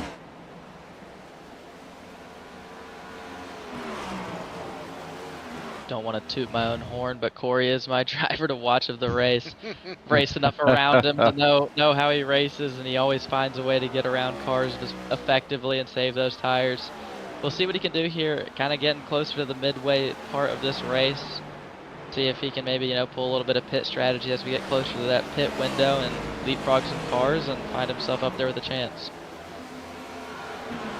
See Brian Jones and Alex Daffin battling here. They're battling for second. They've got the lap down car of Vince Burns in front of them, but they're battling for second. really Eric Lombard, if I go back to the gap, is really just stretched out that time to almost 4 seconds.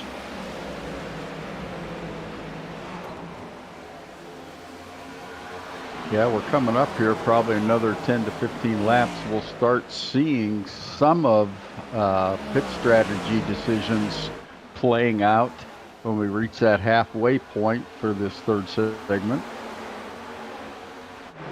Wouldn't be surprised to see some guys maybe here in the next 8 to 10 laps decide to take that dive on the pit road, take a little bit of a risk. But I mean, with Eric having almost a 4-second lead, about 3.5 seconds right now, and continuing to stretch it, I don't think we'll see that 58 car into pit road until maybe around lap 60 with the fall off that we're seeing now. Yeah, if he just continues to, stretch and expand his gap between DAF and now, if like we talked about, if those second and third place drivers say, you know what, we're going to go in early, get fresh tires, that may change the strategy, but I'm not really sure just how much that fresh rubber is going to make that big of a difference. I mean, we're seeing their best time was a 23:23, and now his last lap for Lombard was a 24:17, not even a full second after 40 laps. Yeah, he's built himself a nice cushion to play with here. He can pit probably about 3 laps later than these guys and still come out with the lead.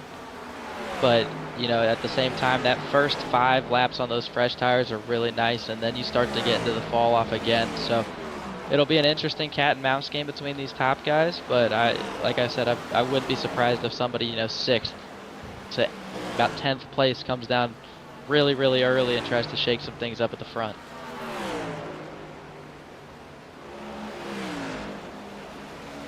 Yeah, some of these guys could have, they may have already decided what their pit strategy is going to be, and then when somebody else does something you don't expect, all of a sudden you have to rethink your own strategy, and you start playing some mind games with yourself here. First taker looks to be Scott Thomas. He's on pit road. Guy was running towards the back, so this could be a good strategy call to get himself vaulted up some positions. You know, if it cycles out nicely for him to where everybody pits, he gains a couple spots and a caution falls. He's just lucked himself into some positions that he may not have had before. Yeah, when you're in a spot like he is, you're almost forced to do, if you want a different result, you have to do something different to get there. And that's, I think, one of the things that we're seeing from Scott Thomas right now is he exits the pits and gets back out on the track. So green flag stop from actually getting down onto pit road and getting out. That took, unfortunately, 52 seconds. Yeah, that puts him 2 laps down. Vince Burns just went spin. 1 lap down. Someone just spun. Looks like that might have been Scott Thomas there. Might have gave it a little too much gas coming off pit road. No harm, no foul. Slight contact with the inside wall. But it looks like we're starting to see some strategy calls here. Is the 4 and the 20 and the 18? No, 94. Sorry. Yeah, Persini and looks like they're coming in. Yep, they're on pit road.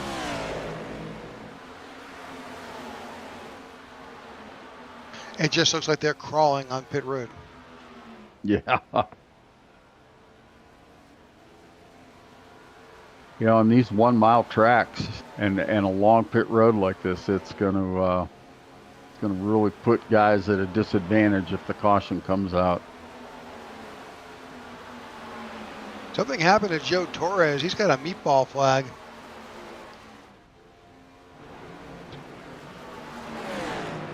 Try and figure out just what happened to Joe. Yeah, he's still running. Looks wrong. Falling back though. Ooh, now he's falling back quickly. Yeah, I don't see any major damage on that 3. He just entered pit road. Yeah, but he's got a meatball. He's got some damage somewhere.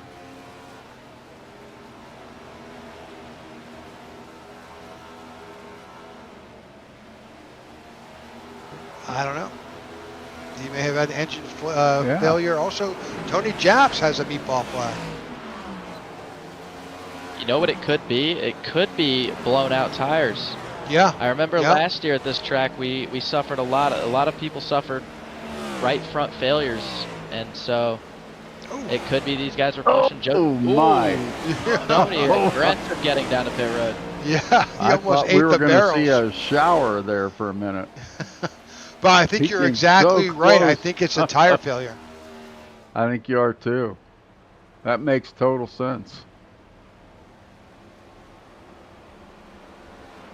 I think we're going to see Lucas Bortman in the 6 car bring it down pit road this time. He had to pit from a gaggle of cars, so going to be a slow pit entry there to Lucas. Going to lose some time due to that. But a lot of these guys that had tire failures before lap 50 could be in some trouble because they're going to have to go longer on this next set of tires. Joe Torres was one that we saw running the top. Could have been very harmful on that right front. Led to him having to pit a little earlier than he wanted to. Very interesting. We're seeing tire failure. You know, if you're pushing it and you're abusing that right front, you're going to pay for it. That's for sure. Jordan, tell us why you would use your tires up faster in the top line as opposed to running the bottom. Yeah, so whenever you run the top on iRacing, you're carrying a lot more load through the corner because you're carrying a higher speed. And a lot of times what people do whenever they're running the top is they crank a little bit more wheel into it on corner exits especially, just out of fear for, you know, sliding up into the wall. Mm-hmm. And so that combination of extra tire heat as well as extra, you know, force in turning the wheel really tries to degrade that right front. And as we saw it has led to, you know, quite a bit of meatball flags. 2 more, Gary Wells and Vince Burns also with tire issues. You see them on pit road, but they're both got meatball flags or in danger of losing those tires. And that just shows. Go ahead, Jordan. Sorry again, Jeff, I keep stepping over you. One thing No, I have noticed over these last couple of laps as we see the delta between Lombard and Daffin. Daffin's chewed into that pretty substantially. Eric at one point almost had a 4-second lead, and now it's down to 2.5 seconds. So as we get further into these runs, seems like Daffin's car's really coming to life. And these guys, it's interesting, they don't seem to have any fear of their right front tire. They're still running decent lap times, 24.2, 24.3. So they have been very, very effective at saving that right front as they've been driving along. At this point, I would be surprised if the 58's just keying off of Daffin behind. As soon as Daffin hits pit road, I would not be surprised if the 58 comes 1 lap after him. Yeah, that makes total sense. Yep. Again, a lot of these drivers have pushed have pushed their tires, that's for sure. Right now, the only drivers who have not pitted will Bombard, Daffin, Reeder, Corey Ennis, Keenan Shoddy, and Austin Walton. And just as you're keeping track of Corey Ennis, he is now up to 4th. Great recovery by Corey Ennis. Pit strategy is going to probably end up setting these 4 drivers back just a bit. Daffin's coming hard here. Gap is now under 2 seconds and closing quickly. Lombard's having a tough time with his car right now in the middle of all this traffic. Looks really, really tight.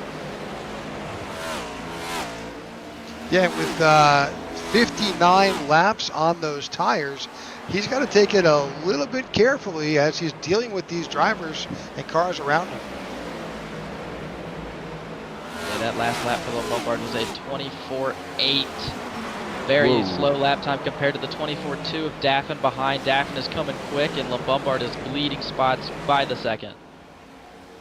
He may be forced to pit sooner than Daffin at this rate. Well, he was wise to let the 42 go by him. Just let those guys on fresher tires just go by and just keep out there. But at some point, he's going to have to come down relatively quickly. Alex Daffin is just, it's 2 seconds. I mean, I'm sorry, 0.2 of a second. Here he comes, I think. No, I not lied. that time. I believe the 58's going to pit this lap, so only going to have, 30-some laps to go, but he is losing a ton of time to those guys who pit earlier than him. Going to be interesting to see if he can still cycle out to the lead or if he ends up having to come back and make a late charge. He definitely has to be a little bit careful too with those old tires. So he barely made it down to pit road. Yeah. That was a good pit entry by him. Yeah.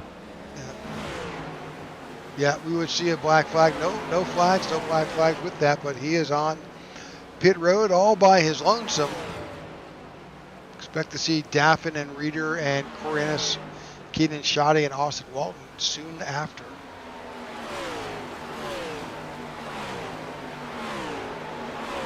Yeah, I would say they're going to have to pit now because otherwise they're going to start losing time to him again.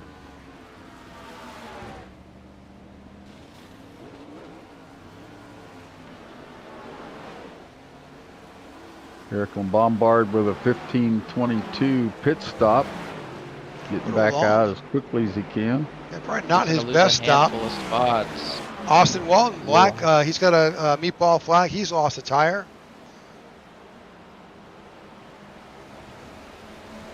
He locks it up coming onto pit road, and unfortunately, he was speeding. Speeding or unsafe he locked entry. it up a little late. Yeah.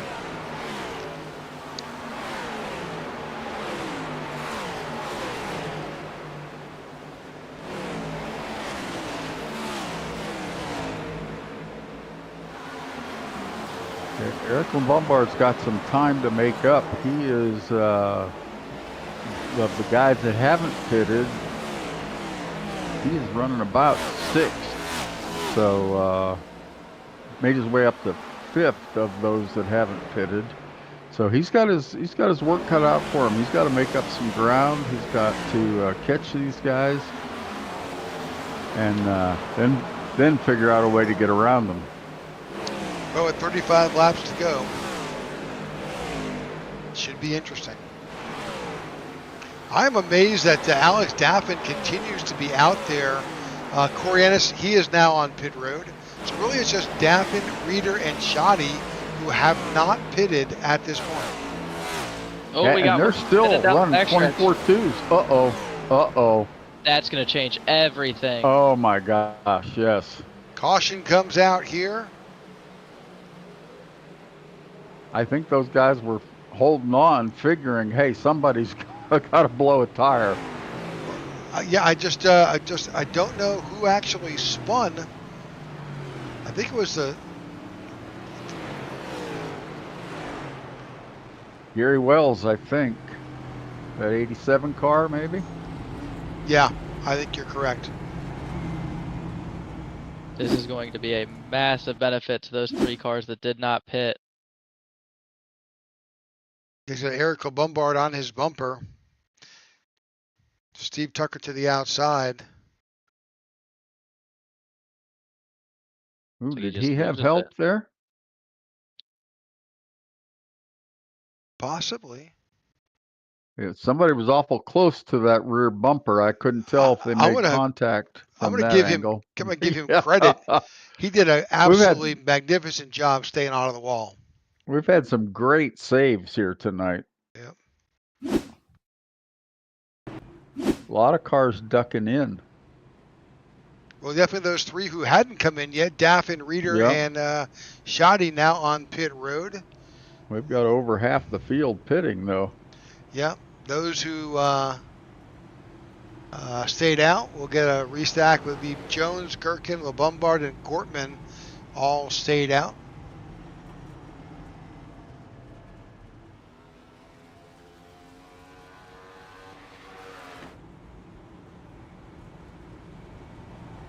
And this race has fallen into the lap of Daffin here, able to stay out and stretch those tires longer than everybody else. And he's going to be able to come in here, put 4 fresh tires on it, stress-free pit stop, and now we get to see one of those segments from earlier play out here over the last 30 laps. Yeah, he'll come back out with fresh tires for just 30 laps.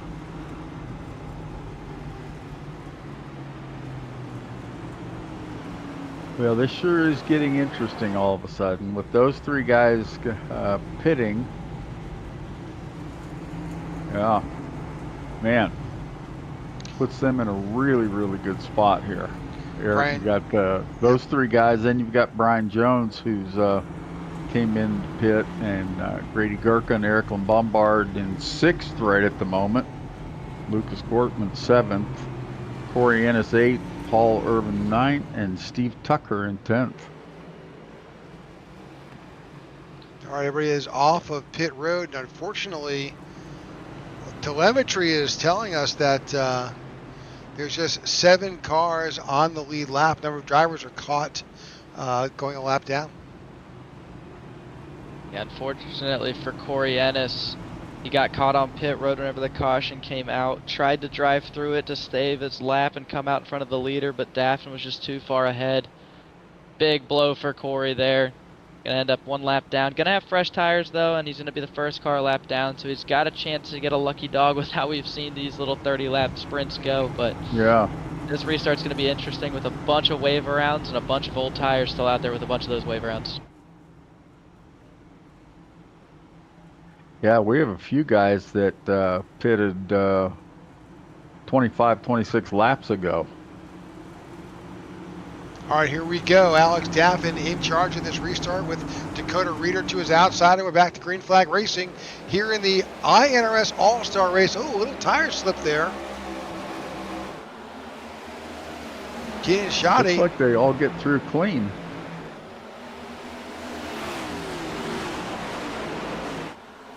Oh, contact with the wall. Oh, I think yeah. that's Tyler Lem there that just ate the safer barrier here. Alex Daffin out in front, but right behind. They're 3 wide. Ooh, we just missed it right there. That's Corey Ennis, Tucker.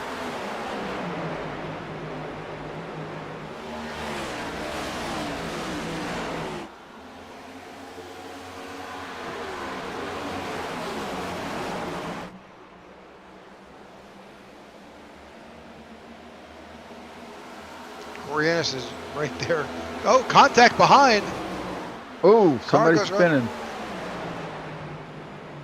I think that's Paul Irvin going around. Caution flies. That is good news for the 27 of Corey Ennis. Yes. It's also great news for those cars of Jones, Gherkin, and Lombard can go in, get some tires, get on the same tires as the leaders, and also jump in front of all those lap cars that were in front of them for this next restart. Absolutely. All right, caution flies for the second time tonight here at at this particular shootout, the third segment of our event tonight. We appreciate all of you who have tuned in to the IWM broadcast tonight. You get that opportunity to subscribe and follow along with our channel. We certainly would appreciate that. Join the 2,000 plus strong members of the IWM broadcast family. Well, you remember from segment 2, you had Eric Lombard and Lucas Gortman battling it out. They are now the last cars on the lead lap, but they are in position 6 and 7. Only 7 cars on the lead lap. That is all going to change now with these pit stops that cars are making. We're going to see Corey Ennis for sure get back on the lead lap. He'll have the lucky dog. But yeah. You're going to have Eric Lombard, Lucas Gortman, along with Grady Gherkin and Brian Jones, all picking up new tires.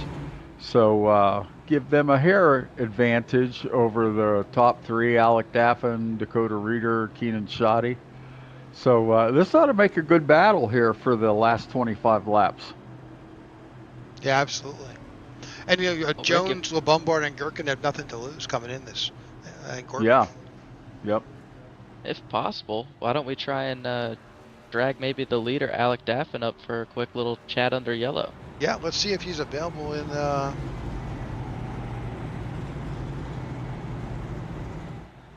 Here he is. Let's see if we can bother him. Remind me where to put him back. That's WLT. Hey, Alex, can you hear us in the broadcast booth? Yes, I got you. Well, Alec, this race has seemed to fall kind of in your lap here with where that first caution came out. Now you're going to be on a little bit of a tire disadvantage to some of those guys that are going to be right behind you. What's your thought process here going into these last 25 laps? It's been mixed emotions. That first caution really worked out for me. I was trying to run along in hopes to get a caution, and we got it, so that worked out. This one right here was not what we needed because we had our biggest competition in Eric on all our tires back in the pack, so not ideal, but I mean, we got the track position at least here still.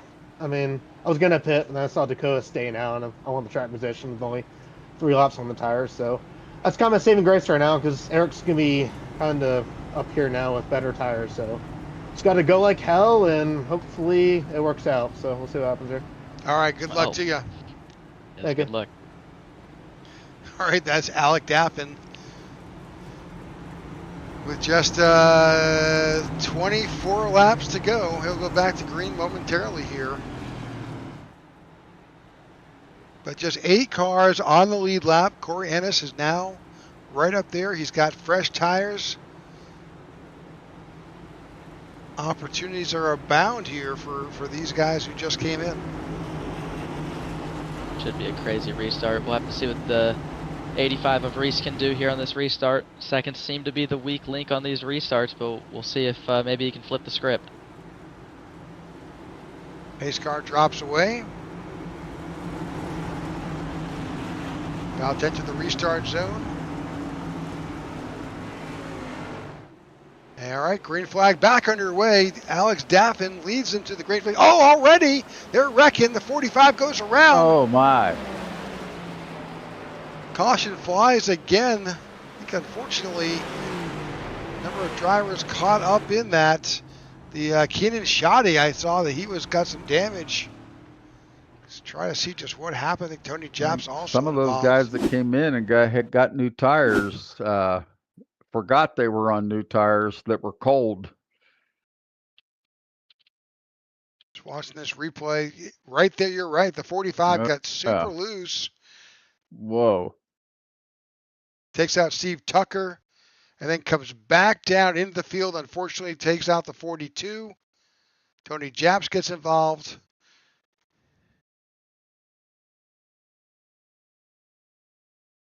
See, Musso just barely slipped by there.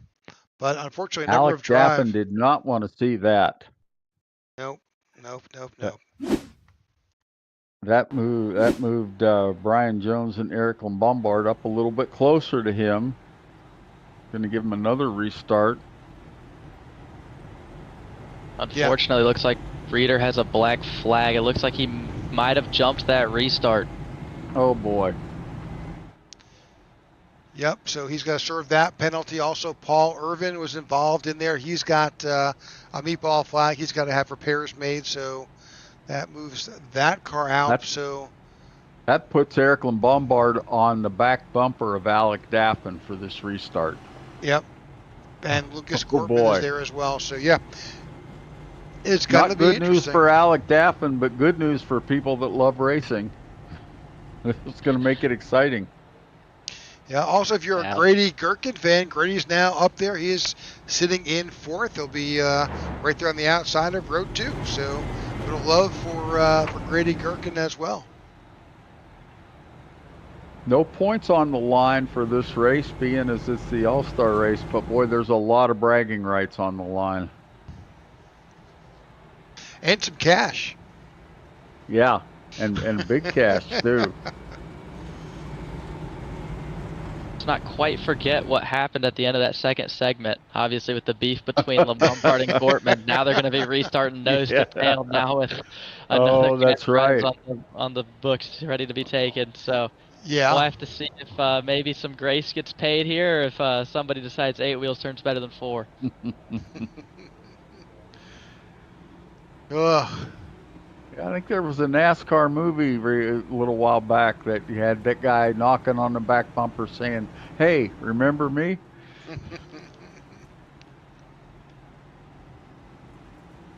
That's exactly the caution Corey Ennis needed, though. Yep. He gets himself in front of all the lap cars now. Yep. Has a little bit fresher tires, too, than the guys in front of him.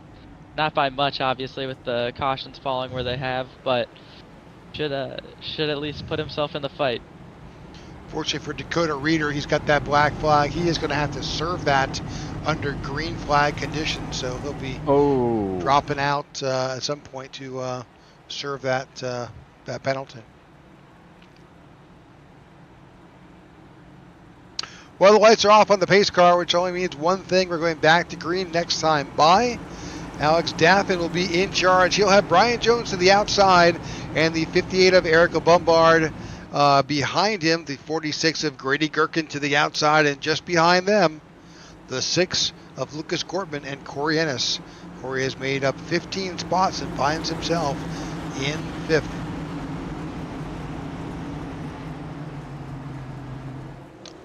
All right, green flag flies here. Oh, already there's a wreck. Into the outside wall right off the bat. We stayed green. That's Brian Jones here. He's got some major... 58's loose.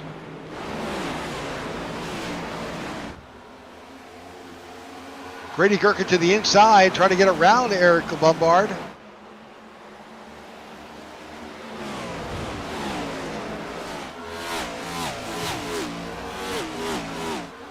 '58 had a massive moment.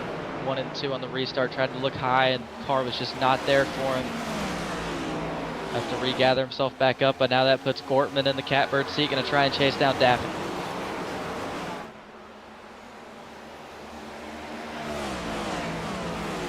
Daffin, Gortman, LeBombard here with just 18 laps to go. Alec Daffin just set fastest lap his fastest lap with a 23.006, and Lucas Gortman follows it up with a 22.925. These guys are running hard here at the end. Yeah, LeBombard had a 22.94, so they're right there with the sub 23 times as these two drivers try to run down Alex Daffin. Daffin is trying to run and hide right now, matching lap time for lap time. That time Daffin dove into the 22.9 second bracket. Have to see who can make it last the longest here. We're still going to have 16 laps of racing to go whenever we cross the line, so still a lot to happen in this race. Alex Daffin's got to be looking out that windshield and looking at his mirrors, because he's got to make sure that he stays competitive in the same line to keep himself in front. But he's got an advantage right now because the two guys behind him, there's a race within a race here. Yeah, those guys are fighting for position back there, and it's going to let that group in front of them get away a little bit. Oh man, LeBombard had a huge run, was not able to capitalize on it too much, but he's right there in the bumper. He's in the bumper of the 6. Now he drops down to the inside. I don't think the 58s quite forgave the 6 for what happened there. 58's going to slide up the track a bit, try and clear him on exit. Now he's going to set his sights forward. Yeah, no love lost between these two drivers tonight. Oh, caution flies. That's Dakota Reeder, unfortunately. I do not think that's what the 58 wanted to see as soon as he took second. Second's been the problem to restart. He had a great restart from third. Now he's going to have to try and match it from second. Yeah, that makes it tougher on that outside line. We've seen what's happened there before. Dakota Reeder going around the 4 of Brian Jones.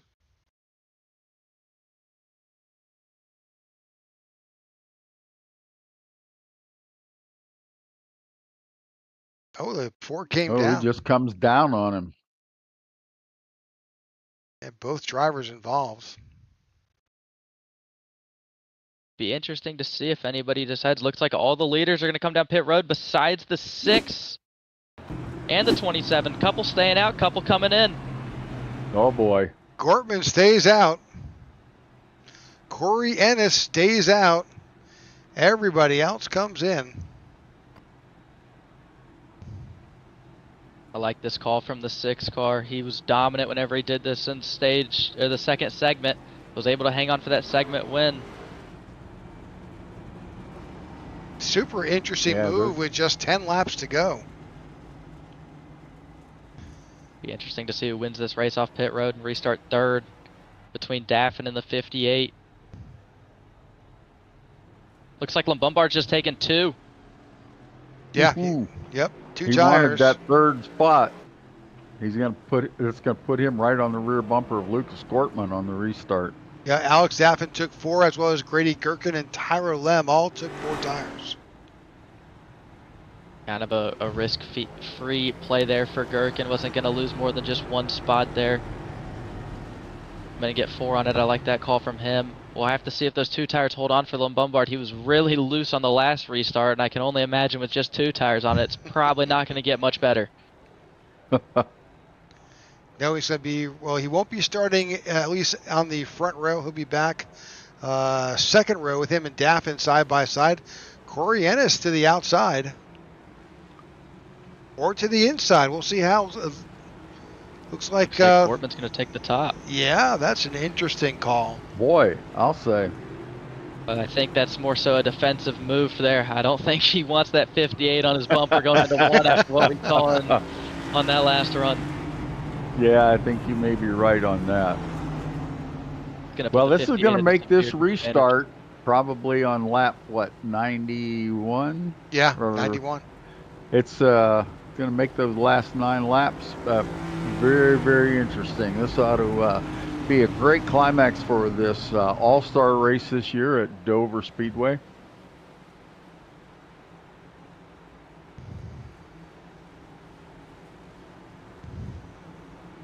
Someone had asked for a restart replay, but we're a little late for that. Sorry if we had gotten back in time. I would have brought it back up, but we'll just have to watch it in 30 minutes when it gets posted. Let's have a jump Corey can get on the bottom here, as we're going to be in the hands of Lucas Gortman in the restart zone. Good move by Lucas Gortman to get out in front. Corey just kind of moved out of the way a bit. Now they're 3 wide behind. Oh, that's a problem. 58 used up the 99 there. Yes, he did. He's not making friends tonight. No, 27 down inside the 58. Oh, and he uses the wall. Yeah. Now we know Daffin has the fresher tires here. He took 4, 58 only took 2. Gortman stayed out. We'll have to see if those tires can help the 84 track him down. Gherkin in the wall too as well. Yeah, Lucas Gortman putting a little gap in there. He's got a 3/10 of a lead right now over Alec Daffin, but looks like Daffin's picking away at it ever so slightly. That last lap, Lombard was a 10th faster than the 2 leaders.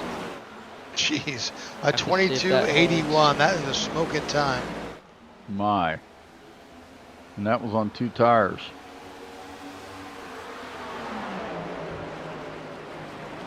Laps are ticking away here. Just 7 laps to go. Both Daffin and Lombard are faster than Gortman, but Gortman has that clean air advantage. These drivers behind are going to have to find their own lanes, new lanes. They might not have ran them all night, but they're going to need them now to get around that 6. There is definitely advantage to being in the lead. It just makes it tough for people behind you to get around you. And we're about to see that take shape right now. Daffin is not able to chip too much away here.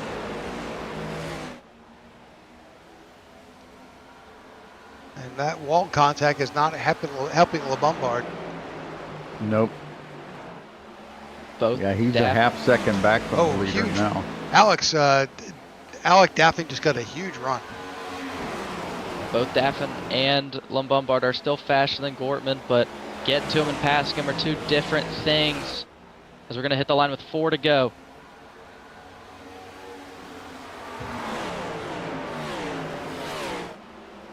Lucas Gortman doing his best job to kind of keep those drivers, lined up in his rearview mirror to block them.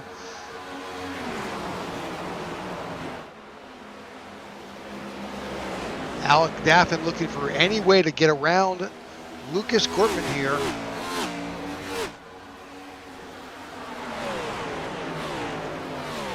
New line from the 84, trying to go higher and cut it back down. See if he can build the run that we had a couple laps ago. Oh! Loosening the wall. Ooh. Big wall contact for the 17 of Daffin.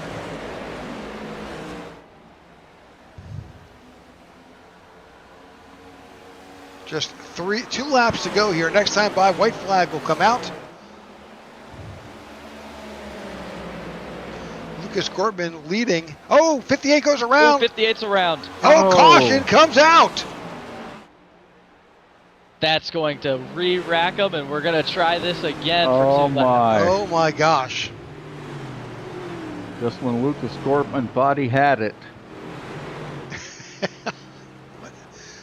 Let's Eric go. Bombard tried just a little too hard. Taking a look at the 58. Seeing just what happened.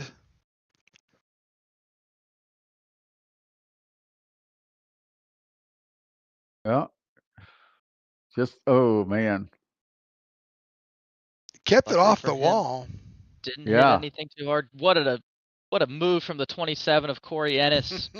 Slipping around on that. by. Let's Yeah. restack this and look and watch from the inside of a Bombard here.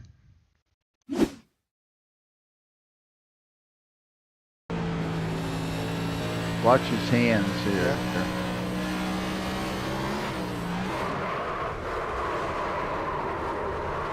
Corrects for it and into the wall. Then he's a passenger. So we got some takers on pit road here. The 27, the 99, the 58 all coming down. Gonna get some tires on this thing for this restart, but gonna be hard. They're gonna come from at least 5th back.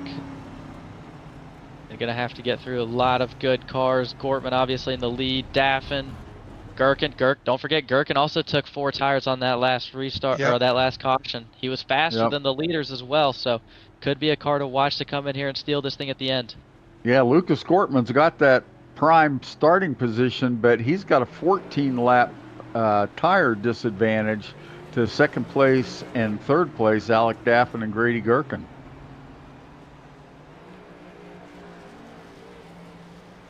All right, both Corey and Eric Bombard got fresh tires. What you laughing about? Got some in-race chatter between Daffin and Gortman. Yeah, Lucas Gortman just asked Daffin, if I take the outside, are you going to door me again? Best comment on the radio tonight. All right, Whatever folks. lane he chooses could have big impacts though, with Corey Ennis and Bombard both being on 4 tires. Gonna get a little bit of advantage to one of those drivers. I'm shocked that he's still taking the outside line. Yeah, he knows he can just get that jump. Yeah. Since he controls the restart, it's just enough of an edge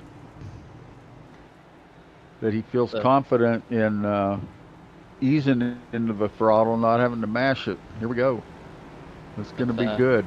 With these cautions, the heat cycles on these tires, you got to assume this is going to take some life out of the tires of both the 84 and the 46, as well as the 25. So Gortman might not be as big of a disadvantage as we think he is, but still certainly nothing going to help him with the tires for sure. Yeah. Especially with the lap times they were putting down, running 22-second laps that last one. We'll have to see what they can fire off here again, but pace car's going to be dipping off, and we're going to have 2 laps to decide this thing. Eric Bombard, Corey Ennis, Brian Jones, Dakota Reeder, and Tyler Lim all on brand new tires from position 5 through 9. Green flag flies. Here we go. Gortman, good move. Great jump. Yeah, fabulous. Oh, yeah. That was fabulous. 25. Without a yellow flag, that's the race right there. Sure. Gonna have to see what these guys can do. Time to go. Good move by the 25, absolutely. Oh, white flag flies. Well, Bombard's trying to get under the 25. He does. It makes his way up to third. Now he's got a battle with Alec Daffin for second. But Lucas Gortman holding court up front. Man, what a great run. There you go. Lucas Gortman wins here in the feature event in the iNRS All-Star Race. Alex Daffin second, and Eric Bombard finishes in third. That is the unofficial. We'll get you those final results as soon as we have them.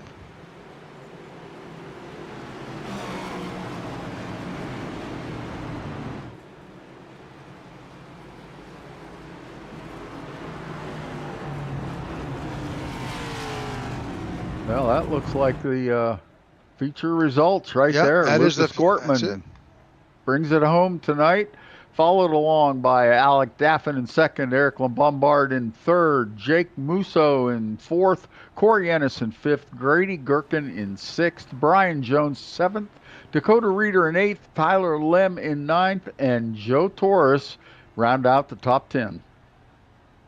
All right, Scott Thomas finishes in 11th with Tony Japs, Austin Walton, Vince Burns, Jeff Ramsdale, Gary Wells, Paul Irvin, Keenan Shade, Steve Tucker, Matt Parasini finishes in 20th with Shane Trotter and Brendan McKee wrapping up the rest of the field. We talked a lot about Corey Ennis tonight, making up ground, and he gets the Hard Charger Award. 16 positions he gained from the beginning of the race. So great job by Corey Ennis tonight. Eric Bombard leads the most laps at 60 laps. That's a great run for him. Also had the fastest lap tonight at 22.8. Lucas Gortman was our pole sitter. We only had 5 cautions tonight, and just green flag lead changes, not a lot, but we had 3 different leaders, and ends up with Lucas Gortman being the final leader. Lucas Gortman gets to celebrate. He took home a good bit of cash tonight, winning the second and the feature. So that's pretty good. $150 out of the $175 purse. That's good money in anybody's book. Absolutely. Taking his Polish victory lap here.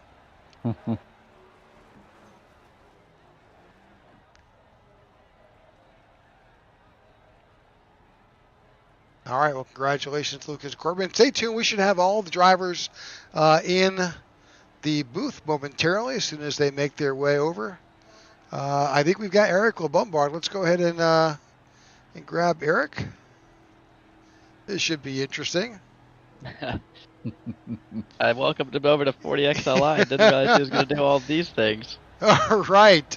Eric, congratulations. Welcome to the broadcast booth. Wow, what a race. Yep, certainly. Well, Eric, it was certainly fun watching you. You charged from back to front multiple times. Unfortunately, had some contact with the 6. Kind of walk us through the incidents that took place on track today with them. Yeah, well, not always the fastest car wins, and in this case, you get a guy that is absolutely willing to turn right on a corner exit to beat you because I guess he wasn't too happy with getting bumped, but that's how racing is. Don't really get that, at least me and him pretty good friends on and off the track, but I've put up with him junking me a couple times this season and racing me pretty dirty. Never once really raced him that back, but I guess he kind of just showed what he's willing to do for a couple bucks. Well, certainly. Yeah. But go ahead. Well, congrats. You won segment 1, so you at least got some cash in the wallet for that. So congrats on that finish, and congrats on third in the feature. I know it's not what you wanted, but still a good showing. Any shout-outs tonight? Shout out to just team in general. I was really the only one on my team here, but just fun race altogether. And the car definitely drove better than I expected. Well, congratulations. Again, thanks for what you did tonight and the performance you did put on. We'll see you next week. Yeah, see you next week. All right, that's Eric Bombard finishing third here in the feature, winning the first event of the night. With that, let's go ahead and bring in Alec Daffin into the broadcast booth.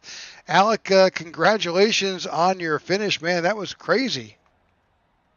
Yeah, thank you. Yeah, track position and staying out was obviously the way to go there because had the lead, came down pit road, and it was like Blaney at Bristol a few weeks ago. We're just gonna get back to the front. So, I mean, congrats to Lucas. He did what he had to do, and I mean, I wasn't gonna wreck him for it or anything. If I got beside him, I would have tried to pass him, but yeah, I mean, what can you do? We did what we could there and came up a little short. Guys, anything for Alec? Yeah, well, Alec, I mean, obviously we watched you be able to stretch the tires the longest out of anybody tonight and keep the pace. So what do you think was suiting your driving style the best, being able to kind of make those tires last longer than everybody else could tonight? That's rotating the center of the corner. I mean, like in the trucks in the rally car, you can kind of like feed the throttle a little bit and get it to turn. I didn't really feel like that helped tonight, but I was able to hold the brake in the center and get to bite. And at that point, I could kind of feed the throttle and help it turn. So that's usually what I try to do here, or at least one of the ways. And I felt like that helped save the right front. And then I just pushed hard on exits, try to go hard on the throttle, and that kind of burned the right rear a little bit, which helped balance out the right front and keep it from getting tight. So just a mix of things there, and yeah, that seemed to work for me. Well, congratulations on your finish. Any shout outs tonight? Okay. Yeah, first of all, I mean, it's been a rough season. Finally got a good finish. Fortunately, it's the most out-dapping thing for it to come in a race that doesn't count. But hey, I mean, at least you got finished. Finally got an interview with y'all, and it's good momentum for the rest of the season. But yeah, obviously, to answer your question, yeah, thank you to the team WFT2 Motorsports, Redline Racing Network for being on the car, Team Watson Racing Setups, Team Chevy, all the admins and league at iNRS, and thank you guys for doing the broadcast. You got it. Absolutely. Congratulations. All right. With that, we're going to go ahead and bring in our winner into the broadcast booth. All right, Lucas Gortman, congratulations. Heck of a race tonight. That's for darn sure. You got that right, man. Oh my goodness. So winner of the second event and winner of the main event, man, it was whether it was Alec Daffin or the 58 of Le Bombard or others, you had your hands full. Yeah, I mean, the whole race, like I've been very vocal about this track. I don't like this track. I just can't figure it out. I get lucky a lot of times when it comes to this track. And that was a little bit of what happened today. Stage one, I kind of was learning some things, figuring some things out. I think I got third or fourth there. And then stage two, I was like, well, I seen how well Alec did on older tires. I'm like, thinking we could probably try it. So I tried it in stage two. It was working. Got moved out of the way and put in the wall there at the end, and that never happens. No, never. But it was good hard racing in my opinion. We'll see what everyone else thinks of it, but and then that final stage, I was trying to save tire. It just didn't work. I fell back intentionally trying to save tire, and it just didn't work. And so, pit, I was playing on 50, and then everyone else pit on like 45, and then some later. And I was like, man, I don't have really much of an advantage on anyone. And then got that caution, took the wave around, took a risk there, got another caution to get tires, and just it kind of fell through there. I was sitting second behind Alec, and I didn't have anything for him. I didn't, especially with the clean air. I was behind him. It was there, but just the dirty air was so strong, and I knew I only had about 14 laps on my tires. And when they pit, I was like, well, it worked in stage two on 19 lap tires, so we got it, and somehow came out with it. But I'll take it. A number of drivers did have they had meatballs for losing tires. Did when you were in getting your tire changes, did you notice the wear, how badly they were wearing? Oh yeah, the tires are so bad for me here. Like I can save tire at just about any other track on here, but this is one track I struggle with. Like I would love to figure it out and get some tips from somebody, but I think my tires are like 20%. My right front was 20%. Yeah, and so I was like, man, I'm trying to save tire and I'm still losing tire, but it all worked out in the end. But yeah, one day I'll figure out how to save tires here. Well, Lucas, one quick thing for you. Congrats, first of all, on the big payday. And after last year, I think I said something similar about Dover and how I wanted to turn it into a lake instead of a racetrack. But nonetheless, we both find ourselves here. What helped you at those ends? Because you seem to be the best guy, especially whenever it came to restarts at the end on older tires. Is there something that you were doing differently than most of everybody else whenever it came to those late race situations and being on the tire disadvantage? Yeah, so I've been in these situations many times. I've taken two, stayed out. So it's not like it's unfamiliar territory. And I felt like I was one of the best at not spinning the tires. And then I tested it under pacing. I think it was the second to last restart. The first time I went up top, right before we came to one, I was like, let me see how much grip's up here. And there was like no bumps. And I was like, oh, I can basically plant it. I had to lift a little bit, but I basically could just plant it on the top. And that's what just gave me such a huge advantage. But running, these next gens have lower horsepower. They had higher this time, but, coming from, like 900 horsepower cup cars and stuff, you kind of learn how to manage tire spin. Oh, as my motor just blew. But you kind of know how to manage tire spin. And I just kind of used that to my advantage. And these cars are so clean air dependent. I've seen where Alec was at, and same thing with Eric in stage 2. Just see what line they're running. I knew the bottom was the preferred line, but if they got close to me, I had to really watch which lane they were in and just dictate the air in that situation. Yeah, we were. You'll hear it in the broadcast. We were second guessing your choice there of the high line, but you made it paid off. Yeah, it all worked out, and like I've made some questionable staying out decisions. We'll go back to Atlanta and it didn't work, but I've done it twice now. It's actually 2 in a row. Texas stayed out, and then this time we stayed out. So it's kind of working in my favor sometimes. Well, congratulations. Any shout outs tonight? Oh yeah, man. Just praise God. Every single day I wake up and just everything that He does that we don't see. My lovely wife for supporting me. All my teammates, Tyler, Jeff, Matt, Keith, all those guys. Everyone that raced out here tonight, you guys for doing the broadcast. Just it's been great. It's been a great experience so far.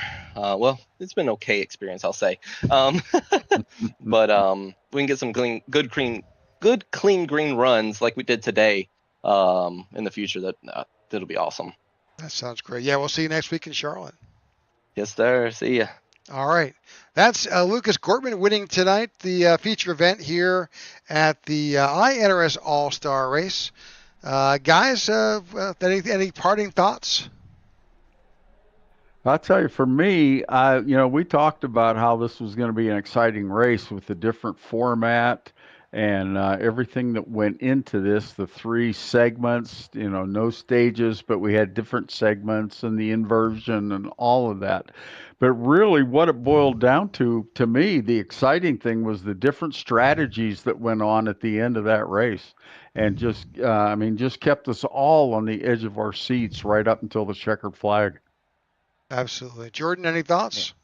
Yeah, it was a great race, and it really showed kind of different strengths of different people tonight. We saw Lucas maybe not the best on long green flag runs, but was able to get it done whenever it counted at the end, even with the tire disadvantage. And it just has me wondering what would have happened without that caution in that segment. In that last segment, might have let it be somebody else who maybe won it on a tire strategy. But we'll have to wait till next year to see who wins the next one of these.